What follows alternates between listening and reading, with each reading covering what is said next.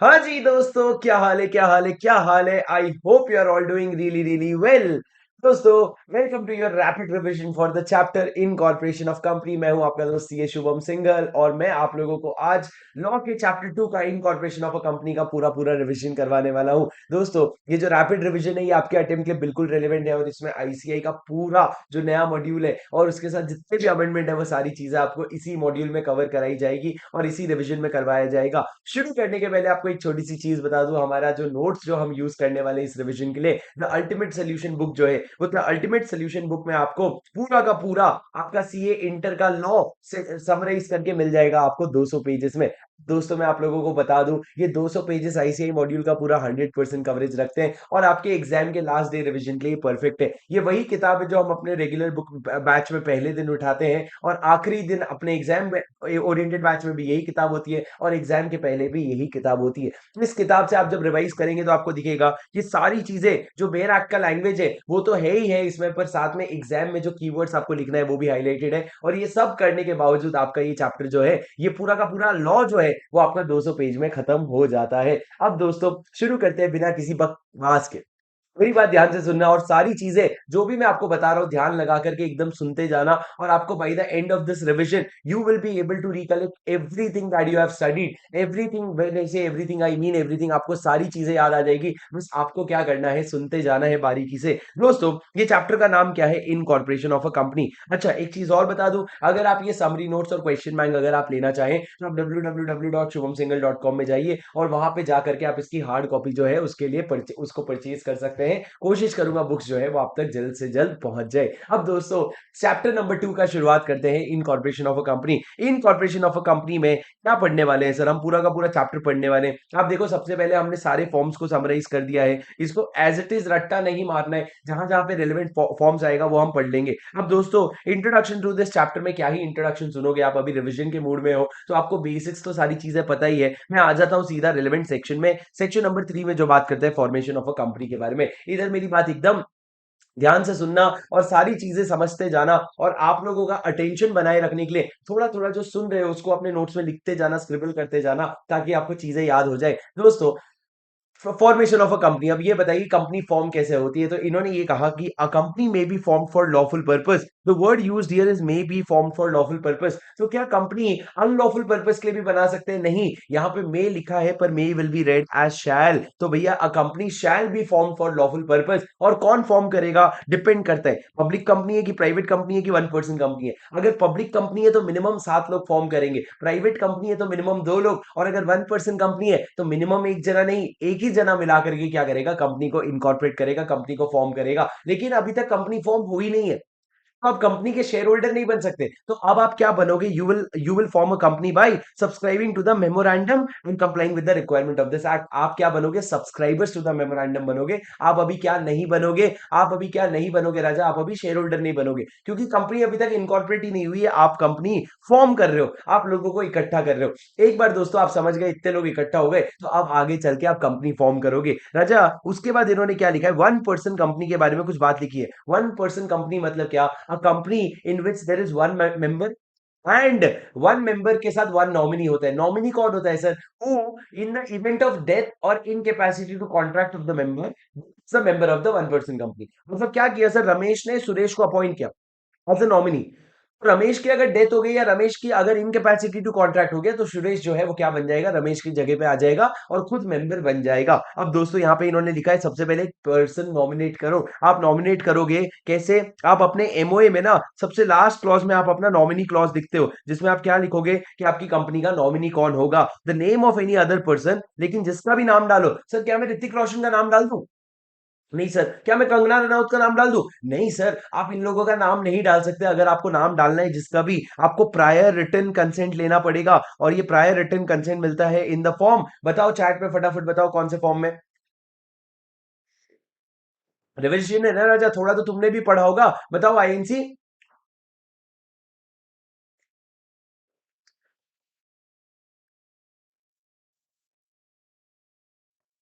Sir नहीं नहीं, तुमको बताना पड़ेगा, ऐसा थोड़ी होता है, बताना पड़ेगा सर। आईएनसी 3 फॉर्म में आप क्या करोगे? आईएनसी 3 फॉर्म में आपको क्या करना पड़ेगा राजा? आईएनसी 3 फॉर्म में आपको ये रिटर्न कंसेंट देना पड़ेगा। कौन देगा रिटर्न कंसेंट? नॉमिनी जो है ना, वो नॉमिनी किसको देगा? नॉमिनी देगा आपके 1%, आपके मेंबर को रिटर्न कंसेंट देगा कि हाँ, तुम्हारी कंपनी में मैं मेंबर बनने के लिए तैयार हूं, आगे चल के अगर जरूरत पड़ेगी, who shall in the event of the subscriber's death और incapacity to contract become the member of the company. जो ओरिजिनल बंदा था उसकी अगर डेथ हो जाएगी तो उसके बदले में वो क्या बनने को तैयार है? Member of the company. क्यों सर? क्योंकि कंपनी आपको पता है एक परपेचुअल सक्सेशन होता है। अब ओपीसी को भी परपेचुअल सक्सेशन देने के लिए आपके मेंबर के कौन नॉमिनी बनेगा वो मेंबर ही शुरू से डिसाइड कर लेता है। ये जो भी रिटर्न कंसेंट आया है ना, आप इसको रजिस्ट्रार के फाइल साथ फाइल करोगे, के पास फाइल करोगे एट द इनकॉर्पोरेशन। मतलब जब आप इनकॉर्पोरेशन के लिए एमओए एओए भेजते हो ना, तो उसके साथ साथ आप ये भी भेज देना रिटर्न कंसेंट जो आपको मिला है। उसके बाद दोस्तों ये जो रिटर्न कंसेंट मिला है या फिर जो ये नॉमिनी है, क्या ये विड्रॉ कर सकते हो और क्या ये रिप्लेस कर सकते हो? ये एग्जाम में क्वेश्चन आता है राजा। आपको मैं बता दूं, ये जो लेटेस्ट एडिशन है क्वेश्चन बैंक का, उस समरी नोट्स का, उसमें आपको इस तरह का रेफरेंसेस मिलेगा। ये रेफरेंसेस का मतलब ये है कि ये वाला जो पर्टिकुलर चीज है ना, ये क्वेश्चन बैंक का फोर्थ क्वेश्चन में ये सेक्शन का क्वेश्चन है। तो आप लोगों को ये समझ आ जाएगा, अच्छा एक क्वेश्चन आ रखा है मतलब बहुत ज्यादा इंपॉर्टेंट सेक्शन हो जाता है, तो आप इस पे फोकस बढ़ा देंगे। अब दोस्तों, विड्रॉल और रिप्लेसमेंट की बात भी एग्जाम में आती है, मेरी बात ध्यान से सुनना। क्या अगर एक नॉमिनी ने अपना कंसेंट दे दिया था एक बार, क्या आगे चल के वो अपना कंसेंट विड्रॉ कर सकता है? जी हाँ, a nominee may withdraw consent by giving a notice in writing to the sole member and the OPC. दो लोगों को नोटिस देगा सर, सोल मेंबर को भी और ओपीसी को।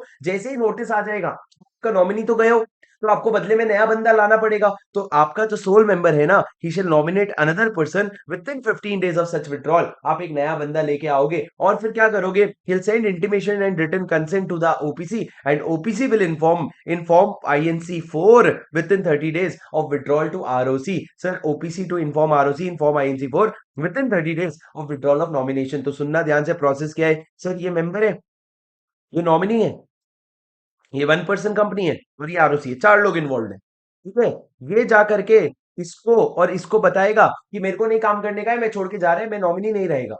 जैसे ही ये इंटीमेट कर देगा ना, उसके बाद ये बंदा क्या करेगा? जो मेंबर है वो एक नए नॉमिनी को ढूंढ के लाएगा और उससे आईएनसी 3 लेगा और लेकर के आरओसी ओपीसी को बता देगा, बधाई हो, हम नया नॉमिनी ढूंढ के ले आए। ये कितने दिन के अंदर करना पड़ेगा? 15 दिन। और उसके बाद ओपीसी जो है वो क्या करेगा? आरओसी को आईएनसी 4 फाइल करके बोलेगा कि भैया देखो, हमने क्या कर लिया, नॉमिनी ले आए हैं, पहला वाला चला गया और उसके 30 दिन के अंदर हम नया नॉमिनी लेके आ गए हैं। तो आपको आरओसी बोलते हैं 30 दिन के अंदर आपकी नॉमिनी की कुर्सी वापस से भर जानी चाहिए। पर वही अगर आप रिप्लेसमेंट की बात करो राजा, तो रिप्लेसमेंट के केस में क्या लिखा हुआ है? अगर आपका रिप्लेसमेंट आप खुद से भी निकाल सकते हो, मतलब अभी नॉमिनी छोड़ के नहीं जाएगा, मेंबर बोल रहे तू क्या छोड़ेगा, मैं तेरे को निकाल रहा हूं, तो उस केस में member to obtain written consent of the new nominee, तुमको नया बंदा ढूंढना पड़ेगा। आईएनसी 3 में रिटर्न कंसेंट लो, उसको कंपनी को इंटीमेट करो उस चेंज के बारे में, कंपनी जाएगा और आरओसी को इन्फॉर्म करेगा वही आईएनसी 4 में 30 डेज के बारे में। और याद रखना, change of such name shall not be deemed to be alteration of MOA. Sir ये बहुत इंपॉर्टेंट पॉइंट है कि अगर आपने क्या किया, अगर आपने, प्लीज राजा मेरी बात ध्यान से सुनना, आपको मैंने बोला था कि आपका एमओए में जो लास्ट क्लॉज होता है वो नॉमिनी क्लॉज होता है। अगर नॉमिनी क्लॉज में रमेश का नाम, सुरेश का नाम लिखा था, आपने हटा करके नरेश का नाम लिखा, तो ये ऑल्टरेशन तो है, पर इसको एमओए का ऑल्टरेशन नहीं माना जाएगा, यानी कि सेक्शन 13 नहीं लगेगा, यानी कि एसआर नहीं लगेगा। आपको पता है सेक्शन 13 ऑल्टरेशन ऑफ एमओए है, आगे चल के पढ़ोगे आप, उसमें लिखा हुआ है कि अगर आपको एमओए में कुछ भी छेड़छाड़ करनी है तो एसआर लगता है। नॉमिनी क्लॉज में छेड़छाड़ करोगे ना तो एसआर नहीं लगेगा। एसआर कैसे लगेगा? आपको क्या लगता है जो रमेश मेंबर है वो आएगा, मीटिंग में बैठेगा, बोलेगा क्या तू चेंज अप्रूव करता है? वो रमेश बोलेगा हाँ मैं करता हूँ, और रमेश बोलेगा वेरी गुड, 100% अप्रूवल हो गया, चलो आगे बढ़ो। अरे क्या बकवास है, सोल मेंबर में एसआर वैसे भी नॉनसेंस है, तो हमने हटा ही दिया, हमने बोला ऑल्टरेशन ऑफ मेमोरेंडम नहीं माना जाएगा। सर क्या आप मेरे साथ बने हुए हो बताओ? क्या मेरे साथ बने हुए हो बताओ? चैट पे हाँ या ना बोलो। सुनाई दे रहा है आपको? मेरी आवाज आ रही है आपको?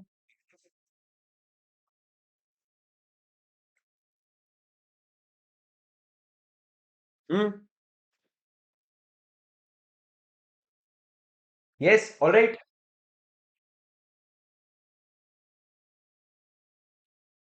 वेरी गुड, तो फिर आगे बढ़ते हैं सर, मेरी बात एकदम ध्यान से सुनना राजा, प्लीज। दोस्तों मैंने क्या कहा, इसके बाद अगला सेक्शन आता है, आपका अगला सेक्शन आता है 3A। सेक्शन 3A क्या कहता है? सेक्शन 3A कहता है members to be severally liable in certain cases. Please मेरी बात एकदम ध्यान से सुनना, दो ये स्पेशल केस है जो एग्जाम में एक बार क्वेश्चन भी आ रखा है कि अगर कभी भी आप कंपनी चला रहे हो और कंपनी चलाते वक्त आपका जो नंबर ऑफ मेंबर्स है वो प्रिस्क्राइब नंबर से कम हो गया। प्रिस्क्राइब नंबर क्या है? 7 in case of a public company, 2 in case of a private company. अगर वो नंबर ऑफ मेंबर उस लिमिट से कम हो गया और उसके बाद भी आप कंपनी चलाए जा रहे हो, तो लॉ आपको 6 महीने का समय देता है। कह रहे 6 महीने के अंदर तू उसको वापस रिफिल कर लेना, मतलब तेरे जितने भी कम मेंबर्स है उतने भर लेना। जैसे कि अगर पब्लिक कंपनी है, 7 की जगह 5 मेंबर हो गए, तो 2 मेंबर तू 6 महीने के अंदर ले आना। पर अगर तू 6 महीने के अंदर नहीं ला पाया और उसके बाद भी तू बिजनेस करते जा रहा है ना, तो 6 महीने के बाद जो भी डेट कंपनी ने इनकर किया है ना, उसके लिए each such member shall be severally liable and may be severally sued, मतलब उसको सेवरली लायबल होगा और उस पे सेवरली मतलब इंडिविजुअली उस पे केस भी किया जा सकता है। पर 6 महीने के बाद वाले डेट्स के लिए, 6 महीने के पहले वाले डेट्स के लिए तो कंपनी लायबल है, और कंपनी और सब्सक्राइबर अलग अलग लोग होते हैं, बीच में कॉर्पोरेट व्हील होता है। और 6 महीने के बाद हम पर्दा हटा देंगे और पर्दा हटा के बोलेंगे भैया अब ना मेंबर सेवरली लायबल हो गए। तो दोस्तों सेक्शन 3 ये क्या कहता है? Members to be severally liable in certain cases. लिखा है if at any time the number of members is reduced below the prescribed limit, that is 7 और 2, and the company carries on business for more than 6 months while the number of members is so reduced, आपके members कम हो रखे हैं फिर भी आप धंधा कर रहे हो, तो उस केस में every person who is a member during the time that it so carries on business after दो 6 मंथ्स, तो भी 6 महीने के बाद जो मेंबर है and is Cognizant of the fact that business is carried on, उसको पता है कि बिजनेस रिड्यूस्ड मेंबर कैरी कर रहे हैं, तो उस केस में he shall be severally liable for the whole debts in contracted during that time. That time मतलब क्या? After 6 months. दैट टाइम मतलब after 6 months and may be severally sued thereafter, वो उसके लिए सेवरली उस पे case कर सकते हैं। तो सेक्शन 3 ये क्या कहता है? इधर देखो सर, सेक्शन 3 ये कहता है कि अगर आपका नंबर ऑफ मेंबर्स कभी भी प्रिस्क्राइब लिमिट के नीचे चला जाए and the company carries on business after 6 months from the date on which such number of members reduces, then every person who is a member and is cognizant of such fact, cognizant मतलब aware, उसको पता था कि हमारे number of members कम हो रखे, he shall be severally liable for the whole debts and can be severally sued therefore, आप उसको individually sue भी कर सकते हो, केस भी कर सकते हो उस पे। सर ये क्या हो गया? ये आपका सेक्शन 3 हो गया। अब राजा उसके बाद आता है सेक्शन 4। सेक्शन 4 बेहद इंपॉर्टेंट सेक्शन है। इधर मेरी बात ध्यान से सुनना सर, कीवर्ड्स पे बहुत ज्यादा फोकस करना। सबसे पहले तो आपका एमओए की बात करते हैं, मेमोरेंडम। मेमोरेंडम ऑफ एसोसिएशन जो होता है वो आपका एक बेस डॉक्यूमेंट होता है। अगर आप उसको चाहो तो आप ये बोल सकते हो it is a public document. Public document क्यों सर? क्योंकि आप आरओसी को जमा करते हो तो वो पब्लिक डॉक्यूमेंट बन जाता है और एक डॉक्ट्रिन आ जाता है that a person who has entered into contract with the company is presumed to have knowledge of the content therein. हर इंसान जो कंपनी के साथ कोई कॉन्ट्रैक्ट में एंटर कर रहा है उसको एमओए के कंटेंट के बारे में सिर्फ पढ़ा हुआ नहीं होना चाहिए, समझा हुआ होना चाहिए। द वर्ड यूजेस नॉलेज, उसको पता होना चाहिए अंदर क्या लिखा हुआ है। ठीक है, उसके बाद सर अगर आपने आपके मेमोरेंडम में ऑब्जेक्ट क्लॉज होता है, आपके मेमोरेंडम में ऑब्जेक्ट क्लॉज होता है, अगर उससे डिविएट करके बाहर जाके आप कोई काम कर रहे हो उसको हम अल्ट्रा वायरस एक्ट कहेंगे, और अल्ट्रा वायरस एक्ट जो होता है वो वॉइड होता है। ये आगे चल के हम थोड़ी देर में और देखेंगे सर। अब आगे मेरी बात ध्यान से सुनना, कुछ लीगल प्रोविजंस है सर। लीगल प्रोविजंस में क्या है? सबसे पहले तो दोस्तों मेमोरेंडम के क्लॉजेस बताओ जो आप बचपन में पढ़ते थे। मेमोरेंडम के क्लॉजेस में क्या क्या आता है? इधर इधर ध्यान से सुनना। सबसे पहला आपका नेम क्लॉज आता है। नेम क्लॉज मतलब नामकरण। आपके घर वालों ने आपका नाम क्या रखा है? सर जो भी नाम रखा है सफिक्स जो है, अगर आप पब्लिक कंपनी हो तो लिमिटेड वर्ड लगाना, प्राइवेट कंपनी हो तो प्राइवेट लिमिटेड वर्ड लगाना, सेक्शन 8 कंपनी हो तो कुछ लगाने की जरूरत नहीं है। ओपीसी हो तो ध्यान से सुनना, अगर आप ओपीसी हो तो आप अपने नाम के ब्रैकेट में लिखोगे ओपीसी और आगे लिखोगे प्राइवेट लिमिटेड, ये बहुत जरूरी है। मान लो राम ने एक ओपीसी खोला तो राम लिखेगा राम ब्रैकेट में ओपीसी प्राइवेट लिमिटेड, ये आपको करना पड़ेगा सर। इस तरीके से आप अपना नामकरण करते हो। ये हो गया आपका नेम क्लॉज। अब ध्यान रखना नेम क्लॉज के बारे में बहुत सारी चीजें हम आगे पढ़ेंगे, जैसे रिजर्वेशन ऑफ नेम हो गया, और अगर झूठा इंफॉर्मेशन देके नाम रिजर्व किया तो क्या हो गया, उसके बारे में इस सेक्शन में बहुत सारे डिटेल पढ़ेंगे। फिर उसके बाद आपका state clause, registered office clause आ जाता है, जहां पे आप अपना, अरे ओ राजा सुनो ना, आप बताते हो कौन से शहर में आपका, कौन से स्टेट में, शहर नहीं स्टेट कौन सा है जहां पे आपका आरओ सिचुएटेड है। आरओ कहां पे सिचुएटेड होगा सर? कौन से स्टेट में? तो राजा मेरी बात ध्यान से सुनना, जैसे कि रिलायंस है, रिलायंस बोलेगा I am situated in the state of Maharashtra, वो शहर सिटी नहीं बोलेगा, वो स्टेट बोलेगा, state of the registered office. और तीसरा ऑब्जेक्ट क्लॉज, आप बताओ आपका क्या क्या ऑब्जेक्ट है, आप कौन से पर्पस के लिए बने हुए हो। चौथा लाइबिलिटी क्लॉज, आप बताओ आपके मेंबर्स की लाइबिलिटी लिमिटेड है कि अनलिमिटेड है। लिमिटेड है तो लिमिटेड बाई शेयर्स है कि लिमिटेड बाई गारंटी है। और आगे लिखो, अगर लिमिटेड बाई शेयर्स है तो आप लिखो that the liability of the member shall be up to the unpaid amount of the shares. Shares, shares में मेरी लाइबिलिटी कितनी होती है कि शेयर्स में जितना पैसा मैंने नहीं भरा उतना मैं भर दूंगा। और इस पे कितनी होती है आपके लिमिटेड बाई गारंटी में क्या होता है कि जो भी अमाउंट मैंने प्रॉमिस किया है उतना पैसा मैं आपको दे दूंगा, तो आपकी लिमिटेड बाई गारंटी वाली कंपनी है या शेयर वाली कंपनी है वो आप लिख दो। उसके बाद दोस्तों आप अपना ऑथराइज कैपिटल बता दो, आप जिसको आप बचपन में कैपिटल क्लॉज कहते थे, आप अपना ऑथराइज शेयर कैपिटल बता दो, उसको नंबर ऑफ शेयर्स में और फेस वैल्यू पर शेयर में स्प्लिट कर देना, और उसके साथ साथ ये बता देना सब्सक्राइबर्स के नाम क्या है और सब्सक्राइबर ने कितने शेयर खरीदने के वादे किए हैं, क्योंकि सब्सक्राइबर्स को वादा करना पड़ेगा कि वो हमारी कंपनी के कितने शेयर्स खरीदेंगे, तो बोलना वो भी बता दो।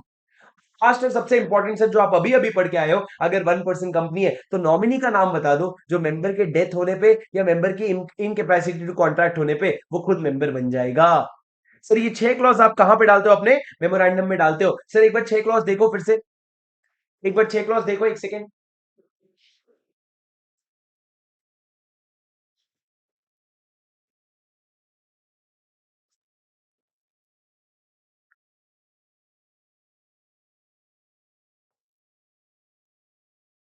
ठीक है, name clause, registered office clause, object clause, liability clause, authorise share capital, और अगर 1% कंपनी है तो 1% कंपनी के केस में नॉमिनी का नाम। सर ये सारी चीजें आपको अपने मेमोरेंडम में देनी पड़ेगी। अब राजा ध्यान से मेरी बात सुनते जाना, आपके नेम क्लॉज में थोड़े से ना कुछ चीजें इन्होंने ऐड कर रखी है। नेम क्लॉज में इन्होंने क्या बोला, सबसे पहले सर मैंने आपको क्लास में समझाया था कैसे, ध्यान से सुनो। आपके नेम क्लॉज में ना कुछ प्रोहिबिशन है और कुछ रेस्ट्रिक्शन है। क्या प्रोहिबिशन है, इधर ध्यान से सुनना, और क्या रेस्ट्रिक्शन है, ध्यान से सुनना राजा। सर प्रोहिबिशन क्या है और रेस्ट्रिक्शन क्या है, क्यों मिट रहा है बेटा। हाँ सर, प्रोहिबिशन क्या है, प्रोहिबिशन सबसे पहले ये है कि आप लोग जो है ना, यू कैनॉट, आप एक ऐसा, जब आप नाम की बात कर रहे हो नेम क्लॉज की, तो आप एक ऐसा नाम मत रखना जो आई ओ यू है। आई ओ यू मतलब क्या, it should not be identical to the name of an existing company, it should not be identical. दूसरा, it should not constitute offence under any law, किसी भी लॉ के अंडर ऑफेंस नहीं होना चाहिए। तीसरा, it should not be undesirable in the opinion of central government, central government के opinion में वो अनडिजायरेबल मतलब उसकी जरूरत नहीं है, ऐसा नहीं होना चाहिए। सर सेंट्रल गवर्नमेंट ने ये पावर आरओसी को दे दिया है। अब दोस्तों सबसे मेरी पहले बात सुनना, आइडेंटिकल, मैंने एक कंपनी बनाई ट्विगी लिमिटेड, बना सकता हूं क्या, नहीं भैया, it is identical to Swiggy limited, already एक कंपनी है, मत बना। ऑफेंस, सर मैंने एक कंपनी बनाई है मर्डर किया रे लिमिटेड, मर्डर किया रे लिमिटेड, अरे भैया मर्डर किया रे लिमिटेड क्या लिमिटेड कंपनी है ये, ऐसी कंपनी मत बनाओ, it can be constitute considered as an offence under any law. Sir आप कोई भी ऐसा कंपनी का नाम रखते हो जो किसी रिलीजियस सेंटिमेंट को हर्ट करे, उसको ऑफेंस अंडर एनी लॉ कहते हैं। और तीसरा, अनडिजायरेबल, अभी आप अगर बीजेपी के पावर में अगर बनाओगे राहुल गांधी की जे लिमिटेड कंपनी, सेंट्रल गवर्नमेंट के ओपिनियन में वो अनडिजायरेबल ही होगा, और वो बोलेगा ऐसे फालतू नाम नहीं रख सकते, रखना है तो मोदी जी की जय कंपनी रखो, तो हम आपको अलाउ कर देंगे। सर ये क्या हो गया, ये आपका प्रोहिबिशन हो गया। और दूसरी तरफ क्या है, रेस्ट्रिक्शन। प्रोहिबिशन और रेस्ट्रिक्शन में फर्क पता है आपको, प्रोहिबिशन मतलब कर ही नहीं सकते, रेस्ट्रिक्शन मतलब कर सकते हैं लेकिन कुछ कंडीशंस होंगे। यहाँ पे कंडीशन क्या है, सीजी का अप्रूवल लगेगा। कौन से केस में सीजी का अप्रूवल लगेगा, भैया अगर आप कुछ ऐसे वर्ड्स यूज कर रहे हो जो हमने प्रिस्क्राइब कर रखा है तो सीजी का अप्रूवल लगेगा। कोई ऐसे वर्ड्स यूज कर रखे हो जो हम लोग प्रिस्क्राइब कर रखे हैं तो सीजी का अप्रूवल लगेगा। क्या कहा मैंने, कोई ऐसे वर्ड्स यूज कर रहे हो जहां पे हमने सीजी, हमने कुछ वर्ड्स प्रिस्क्राइब कर रखे हैं। और दूसरा दोस्तों, अगर आप कोई ऐसा वर्ड्स यूज कर रहे हो जैसे सीजी का स्टेट गवर्नमेंट का पैट्रोनेज दिख रहा है, सीजी का, स्टेट गवर्नमेंट का, लोकल अथॉरिटी का पैट्रोनेज, पैट्रोनेज यानी कि सपोर्ट दिख रहा है, तो भैया उस केस में भी सीजी का अप्रूवल लगेगा। जैसे कि सर आपने अगर एक कंपनी का नाम रखा अमित शाह की कंपनी या फिर Amit Shah the company, sir अगर आपने अमित शाह की कंपनी रखी तो ऐसा लग रहा है कि सेंट्रल गवर्नमेंट का इस कंपनी पे सपोर्ट है, पर राजा वो अगर है तो एक बार सीजी का अप्रूवल ले ले, वरना इस तरह के पैट्रोनेज वाले शब्द नहीं रख सकता। या फिर कुछ ऐसे वर्ड्स प्रिस्क्राइब कर रखे हैं हमने जैसे भारत, प्रेसिडेंट, गवर्नर, महाराष्ट्र, जो भी आपके बहुत सारे वर्ड्स है, बोर्ड, तो इस तरह के जो वर्ड्स है, फेडरल ब्यूरो, ये सारे वर्ड्स अगर आप यूज करना चाहते हो सीजी का अप्रूवल लगेगा। कुछ प्रोहिबिशन है और कुछ रेस्ट्रिक्शन है। अब दोस्तों वापस से मैं बात करूं आइडेंटिकल की, आइडेंटिकल मतलब आपका नाम सिमिलर नहीं होना चाहिए to the name of existing company. तो लोग क्या करते थे सर, लोगों ने बोला एक तरफ रिलायंस है तो दूसरी तरफ वो बना देते अपना खुद का रिलायंस, कैसे, ऐसे रिलायंस, ये चेंज कर दिया सर। क्या ये आइडेंटिकल है, हाँ सर ये आइडेंटिकल है, इस तरह की चीजें तुम नहीं कर सकते। दूसरा था, एक था प्यूमा, उन्होंने बना दिया अपना प्यूमास, यहाँ पे एक था प्यूमा, उन्होंने बना दिया प्यूमास। तो सर अगर तुमने एक सिंगुलर प्लूरल में खेल रहे हो तो उसको भी आइडेंटिकल ही माना जाएगा। तुम ये नहीं बोल सकते कि ये देख भाई एस का फर्क है, एस का फर्क है, अरे गधे कोई एस का फर्क नहीं है, इट इज आइडेंटिकल ओनली। अभी आप मान लो मैंने बोला क्लास में जैसे हल्दीराम होता है, आपने हल्दीराम में अपोस्ट्रोफी एस लगाया था, आपने लगा दिया हल्दीराम, हल्दी राम, किस तरह से लिख दिया? अरे एक ही बात है भाई, इट इज ऑल आइडेंटिकल, तू मेरे साथ गेम मत खेल। सर एक कंपनी आपको पता है, आपका वो है पेटीएम को कहते हैं प्यार से 197 कंपनी। आपने क्या कर दिया, आपने बना दी कंपनी 197। एक ही बात है भाई, एक ही बात है। एक कंपनी सर आपको पता है जेके पेपर मिल्स करके एक कंपनी है, जेके पेपर मिल्स, मैंने कंपनी बना दी JK Paper Mills. Everything is similar. Sir ये चीजें इस बार इन्होंने समझाई है अपने मॉड्यूल में। आप देखो, पहले तो इन्होंने बोला है name clause should not be identical to the name of an existing company, it should not be an offence under any law, और दूसरे it should not be undesirable in the opinion of CG. इन्होंने ROC को power दे रखा है। उसके बाद इन्होंने ये समझाया कि भैया देखो, अगर प्लूरल और सिंगुलर है तो भी वो आइडेंटिकल माना जाएगा। जब हम कहते हैं रिजेंबल, मतलब उसमें प्लूरल सिंगुलर आ जाते हैं, spacing between letters and punctuation आ जाता है, जैसे हल्दीराम्स का बताया मैंने आपको, यूजिंग ऑफ डिफरेंट टेंसेस, अगर आप पास्ट टेंस प्रेजेंट टेंस में खेल रहे हो, अगर आप स्लाइट वेरिएशन कर रहे हो स्पेलिंग का, अगर आप डिस्क और डिस्क लिख रहे हो, डिस्क ही बोलो भाई ढंग से होश में, डिस्क। ठीक है, उसके बाद आपने क्या बोला, डिफरेंट फोनेटिक स्पेलिंग है, ये हो गया एग्जाम्पल। दूसरा आपने बोला कंप्लीट ट्रांसलेशन इन हिंदी और इंग्लिश, मतलब एक कंपनी थी नेशनल सर्विस लिमिटेड, मैंने बनाया राष्ट्रीय सेवा लिमिटेड। अरे क्या बना रहा है भाई तू। तीस उसके बाद अगर आप अपने नाम के आगे www और नेट यूज कर रहे हो, सर एक हो गया शुभम सिंगल, एक हो गया शुभम सिंगल डॉट कॉम, अरे दोनों एक ही बात है भाई, तुमने क्या बड़ा नया नाम थोड़ी सोच लिया। उसके बाद order of the word is similar, मतलब क्या सर, जैसे कि मान लो एक कंपनी थी Ravi builder and teacher limited, और एक दूसरी कंपनी बना दी आपने रवि टीचर एंड बिल्डर। अरे एक ही बात है, क्या गेम खेल रहे तू। Addition of name of place, मतलब सर एक कंपनी था हल्दीराम, मैंने बना दिया हल्दीराम ओडिशा। अरे हल्दीराम ओडिशा बनाने से क्या होता है, तुम लोगों ने तो हल्दीराम ही बनाया ना, एडिशन और डिलीशन ऑफ न्यूमरल्स, मैंने बना दिया हल्दीराम 2, हल्दीराम 5। भैया ये सारी चीजें ना रिजेंबल करती है आपके एग्जिस्टिंग कंपनी से, तो ये नाम आप नहीं यूज कर सकते। सिमिलरली आप अगर नाम कोई ऐसा वर्ड डाल रहे हो जिसमें इंप्रेशन दिया जा रहा है कि कंपनी इज कनेक्टेड टू और has patronage of CG SG और लोकल अथॉरिटी, या कोई ऐसे वर्ड यूज कर रहे हो जो प्रिस्क्राइब्ड है, तो आपको सीजी का प्रायर अप्रूवल लेना पड़ेगा। अरे ओ राजा, सीजी का प्रायर अप्रूवल लेना पड़ेगा। सर कौन से वर्ड प्रिस्क्राइब्ड है, इन्होंने बैठ के लिखना शुरू किया, सारे गामा पाधा लिख दिया भाई, पूरा पूरा board, union, nation, central, federal, bureau, national, Republic, president, prime minister, president, minister, government, राष्ट्रपति, पीएम, सीएम, इस तरह के सारे वर्ड्स है। एक बार ये पूरा पढ़ लेना सर, ये सारे वर्ड्स याद करने हैं क्या, करके दिखाओ, करके दिखाओ।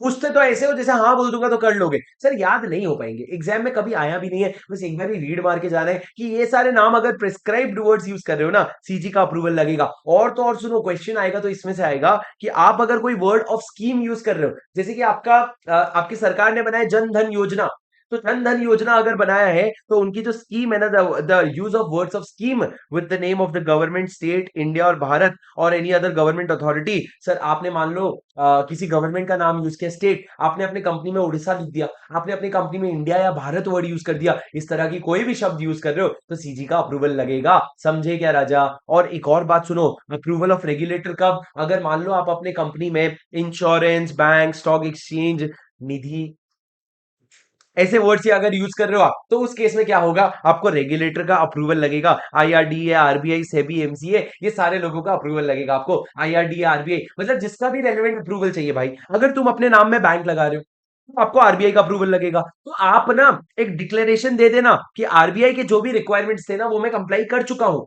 किसको डिक्लेरेशन दोगे, आप अपने, जब आप जा रहे हो नामकरण करवाने तो डिक्लेरेशन दे देना कि आरबीआई के सारे कंडीशन कंप्लाई हो चुके हैं। समझे सर। उसके बाद दोस्तों नेक्स्ट टॉपिक पे आ जाते हैं, इसी में रजिस्ट्रेशन ऑफ नेम। क्या आप अपने नाम का रजिस्ट्रेशन करवा सकते हो, जी हाँ सर, आप अपने नाम का बिल्कुल रिजर्वेशन, सॉरी रिजर्वेशन करवा सकते हो। जी हाँ राजा, आप नाम का रिजर्वेशन बिल्कुल करवा सकते हो। मेरी बात एकदम ध्यान से सुनना दोस्तों, इधर देखो सर, आप नाम का रिजर्वेशन करवा सकते हो, हाँ जी, डिपेंड करता है आप एक नई नवेली कंपनी हो कि आप एक ओल्ड कंपनी हो जो अपना नाम चेंज करवा रही है। सर नाम जो चेंज करवा रहा है उसको भी नए नाम की जरूरत पड़ेगी, और जो नया कंपनी बना रहा है उसको भी नए नाम की जरूरत पड़ेगी। सर आप रिजर्व कैसे कराओगे, अगर आप नए कंपनी हो तो या तो आप स्पाइस प्लस फॉर्म भर लेना। स्पाइस क्या होता है सर, स्पाइस मतलब मसाला। ठीक है, कौन सा वाला मसाला लेंगे, अरे ओ स्पाइस मतलब simplified proforma for incorporation of a company electronically. फिर से बोल रहा हूं क्योंकि पहली बार तुम सुने नहीं, अभी सुनोगे, सुनो सुनो मेरी बात सुनो, क्या कहा मैंने, simplified proforma for incorporation of a company electronically. Sir आप या तो स्पाइस फॉर्म में ही रजिस्टर कर लेना, या फिर रन फॉर्म एक भर देना। रन मतलब क्या सर, रिजर्व यूनिक नेम, ये दोनों में से कोई फॉर्म भर लेना। या फिर अगर आप एक पुरानी कंपनी हो, एग्जिस्टिंग कंपनी हो, ओल्ड नहीं बोलूंगा, चलो मैं बोल दूंगा एग्जिस्टिंग कंपनी हो, तो आप क्या करोगे, रन फॉर्म भर सकते हो, क्योंकि इनकॉर्पोरेट तो आप हो चुके हो ना, तो स्पाइस फॉर्म आपके लिए नहीं है। क्या करोगे? आप क्या करोगे? फॉर्म आरओसी को दोगे और बोलोगे नाम रिजर्व करो। आरओसी आपका नाम रिजर्व करेगी कि कितने दिनों के लिए रिजर्व करेगी? न्यू कंपनी के केस में 20 डेज और ओल्ड कंपनी के केस में 60 डेज। सर हमने ओल्ड कंपनी को 60 डेज का टाइम लिमिट क्यों दिया? पुराने एग्जिस्टिंग कंपनी को 60 दिन क्यों दिया? क्योंकि सुनो, अब तुम समझ सकते हो कि आपको पता है सेक्शन 13 जो है वो कहता है अगर आप अपना नेम क्लॉज चेंज, नाम चेंज कर रहे हो, मतलब आप अपना मेमोरेंडम ऑल्टर कर रहे हो और उसके लिए आपको एसआर पास करना पड़ेगा। अभी आपको पता है कि एसआर पास करने के लिए आपको जनरल मीटिंग बुलानी पड़ेगी, उसका नोटिस देना पड़ेगा। नोटिस आपको 21 दिन का देना पड़ेगा। अरे 21 दिन तो तेरे को नोटिस का देना पड़ेगा। तो अगर नाम तो 20 दिन के लिए रिजर्व करेगा तो क्या फायदा है? कोई फायदा होने ही नहीं वाला है, क्योंकि एसआर तो पास हो नहीं पाएगा उतने कम समय में। तो हमने बोला भैया एग्जिस्टिंग कंपनी के कंप्लायंसेस ज्यादा है, उसको 60 दिन का टाइम दे दो और न्यू कंपनी को 20 डेज दे दो नाम रिजर्व करने के लिए। अब राजा नाम रिजर्व कर हो जाएगा ना, तो उसके बाद आप क्या करोगे? नाम रिजर्व करके साइड में रख दोगे। क्या कैसे करोगे सर? इसके लिए कुछ नए प्रोविजन आए हैं। आपको फीस लगेगी जब आप नाम रिजर्व करते हो ना, तो आपको 1000 रुपए की फीस लगेगी। अब सर क्या ये नाम जो रिजर्व किया इसको एक्सटेंशन करवा सकते हैं? देखो एग्जिस्टिंग कंपनी में तो एक्सटेंड नहीं करवा सकते, आप फ्रेश रिजर्वेशन ले लो। लेकिन जब आप नए नए न्यू कंपनी की बात कर रहे हो ना, तो आप ओरिजिनली 20 डेज के लिए किए थे, एक्सटेंशन 20 डेज का करवा सकते हो 1000 रुपए देके, और उसके बाद फिर और एक्सटेंशन करवा सकते हो 20 डेज का, लेकिन अब 2000 रुपए लगेगा। लेकिन अगर आप चाहो तो एक साथ 40 दिन का एक्सटेंशन करवा सकते हो। सर एक साथ 40 कराएंगे, लम्स पेमेंट करेंगे, पूरा कैश में पेमेंट करेंगे, तो कुछ डिस्काउंट दोगे क्या? घंटा 3000 रुपए लगेंगे। 3000 रुपए लगेंगे। पहले एक बार करवाता तो 1000, फिर एक और बार करवाता तो 2000। एक साथ 40 दिन का एक्सटेंशन करवाएगा तो 3000। पर याद रखना, सुनो, तुम सुन ही नहीं रहे हो, अभी जो मैं लाइन बोलूंगा तुम सुनने ही नहीं वाले हो। सर ये जो एक्सटेंशन है ना, ये इसमें नहीं मिलेगा, ये सिर्फ न्यू कंपनीज के केस में है जहां पे 20 दिन के लिए ओरिजिनल रजिस्ट्रेशन था, वहां पे टोटल एक्सटेंशन 40 दिन का लेके मैक्सिमम आपका 60 डेज हो सकता है। क्या? Original plus extension maximum 60 days हो सकता है। सर ये रिजर्वेशन का पॉइंट हो गया। अरे समझे क्या राजा? सर वही चीज यहाँ पे लिखी हुई है, देखो सबसे पहले क्या लिखा है, रजिस्ट्रार रिजर्व कर देगा 20 दिन के लिए और 60 दिन के लिए। उसके बाद लिखा है आप अगर आपका एप्लीकेशन जो है आप एक्सटेंड करवा सकते हो 20 दिन के लिए, 20 दिन के लिए 1000 2000 रुपए देके और एक साथ 3000 रुपए देके। एक चीज ध्यान रखना राजा, यहाँ पे लिखा हुआ है, कहां गया? अगर आपने रिजर्वेशन का एप्लीकेशन दिया, ये देखो कहां पे लिखा हुआ है, अगर आपने रिजर्वेशन का एप्लीकेशन दिया तो मेरी बात सुनना, आप वो एप्लीकेशन रीसबमिट भी कर सकते हो विद इन 15 डेज। मतलब मान लो आज आपने एप्लीकेशन दिया और एप्लीकेशन में कोई डिफेक्ट निकला, तो 15 दिन के अंदर आप क्या कर सकते हो? रीसबमिट कर सकते हो। लेकिन 15 दिन के बाद आप फिर रीसबमिट नहीं कर पाओगे। 15 दिन के बाद अगर कोई डिफेक्ट पता चला तो उसको ड्रॉप कर दो और फ्रेश एप्लीकेशन फाइल कर दो। सर ये हो गया क्या आपका रिजर्वेशन का। अब दोस्तों एक बात समझो, अगर आपने नाम रिजर्व करवाया, सुन रहे हो क्या? अगर आपने नाम रिजर्व करवाया and it is found that the name was furnished that the reservation के बाद पता चला कि आपने झूठा या इनकरेक्ट इंफॉर्मेशन दिया है, if you have given wrong और इनकरेक्ट इंफॉर्मेशन, तो भैया अगर कंपनी अभी तक इनकॉर्पोरेट नहीं हुई है तो क्या होगा, और इनकॉर्पोरेट हो गई है तो क्या होगा? अगर कंपनी इनकॉर्पोरेट नहीं हुई है तो आपके रिजर्वेशन को कैंसिल कर देंगे और आप पे 1 लाख रुपए तक का पेनल्टी लगा देंगे, अप टू 1 लाख तक का पेनल्टी लग जाएगा। पर अगर कंपनी इनकॉर्पोरेट हो गई है तो सर आपका आरओसी जो है ना, तीन में से कोई एक ऑर्डर देगा। इधर देखो ध्यान से, तीन ऑर्डर में से तीन ऑर्डर कौन से हैं? सबसे पहला वो बोलेगा नाम बदल, और अगर तुमको नाम बदले, सर सबसे पहले तो ये समझो ऑर्डर कौन दे रहा है, आरओसी दे रहा है, ट्राइब्यूनल नहीं दे रहा है। याद से सुनो, आरओसी दे रहा है, ट्राइब्यूनल नहीं दे रहा है। आरओसी और ट्राइब्यूनल अलग अलग लोग हैं। सर आरओसी तीन में से एक ऑर्डर देगा, सबसे पहला काटने बोलेगा आपको कि भैया, सबसे पहले नाम बदलने बोलेगा, नाम बदल, चेंज योर नेम। अगर नाम बदलने बोला है 3 महीने के अंदर नाम बदल देना। सर जनरली नाम बदलने के लिए एसआर की जरूरत पड़ती है, पर यहां पे अगर आरओसी ने ऑर्डर दिया है ना, तो ओआर पास करके नाम बदला जाएगा, ओआर पास करके नाम बदला जाएगा। दूसरा, सर वो अगर नाम नहीं बदलने बोल रहा है, वो आपका काट सकता है, सीधा सीधा काट देगा। अरे नाम काट देगा आपके रजिस्ट्रार में से और आपको स्ट्राइक ऑफ कर देगा कि ये कंपनी हमारे लिए एग्जिस्ट ही नहीं करती। और तीसरा, वो पिटीशन फाइल कर सकता है ट्राइब्यूनल के पास फॉर वाइंडिंग अप। वो ट्राइब्यूनल को बोल सकते हैं इस कंपनी को वाइंड अप करने का ऑर्डर दे दो। सर प्लीज सुनना, पिटीशन फाइल कर रहे हैं, हमेशा याद रखना, वाइंडिंग अप का ऑर्डर सिर्फ एक ही जना दे सकता है, ट्राइब्यूनल। आरओसी जो है वो वाइंडिंग अप का ऑर्डर नहीं दे सकता। दोस्तों ये क्या हो गया? ये आपका कैंसिलेशन हो गया। अब उसके बाद ये सर्कुलर इतना इंपॉर्टेंट नहीं है। अब दोस्तों ये याद रखना, कुछ एमओए के फॉर्म्स है, एमओए का फॉर्म याद रखने के के लिए ये याद रखना कि कंपनी दो तरह की होती है, एक लिमिटेड एक अनलिमिटेड। लिमिटेड में दो तरह का होता है, limited by shares, limited by guarantee. Limited by shares में, लिमिटेड बाई गारंटी में फर्दर दो तरह का होता है, limited by guarantee without share capital, limited by guarantee with share capital. और अनलिमिटेड में भी दो होता है, विदाउट शेयर कैपिटल और विद शेयर कैपिटल। दोस्तों अगर ये पांच तरह की कंपनी होते हैं, पांच कैसे हो गए सर? ये देखो, one limited by shares, two limited by guarantee without share capital, three limited by guarantee with share capital, unlimited without share capital और अनलिमिटेड विद शेयर कैपिटल। ये विदाउट शेयर कैपिटल और विद शेयर कैपिटल क्यों होता है sir? जब limited by guarantee है तो share capital की जरूरत क्यों होती है? डिसीजन मेकिंग के लिए। क्योंकि गारंटी तो क्या हो गया, लाइबिलिटी के लिए हो गया, लेकिन डिसीजन मेकिंग के लिए क्या लगेगा? Share capital. तो सर इसमें एमओए बनेगा क्या? हाँ, एमओए बनेगा और एओए बनेगा। फॉर्मेट क्या है सर? देखो सीक्वेंस में लिखता हूं। एमओए का फॉर्मेट है A B C D E, table A B C D E में दिया हुआ है, पर एओए का फॉर्मेट है F G H I J.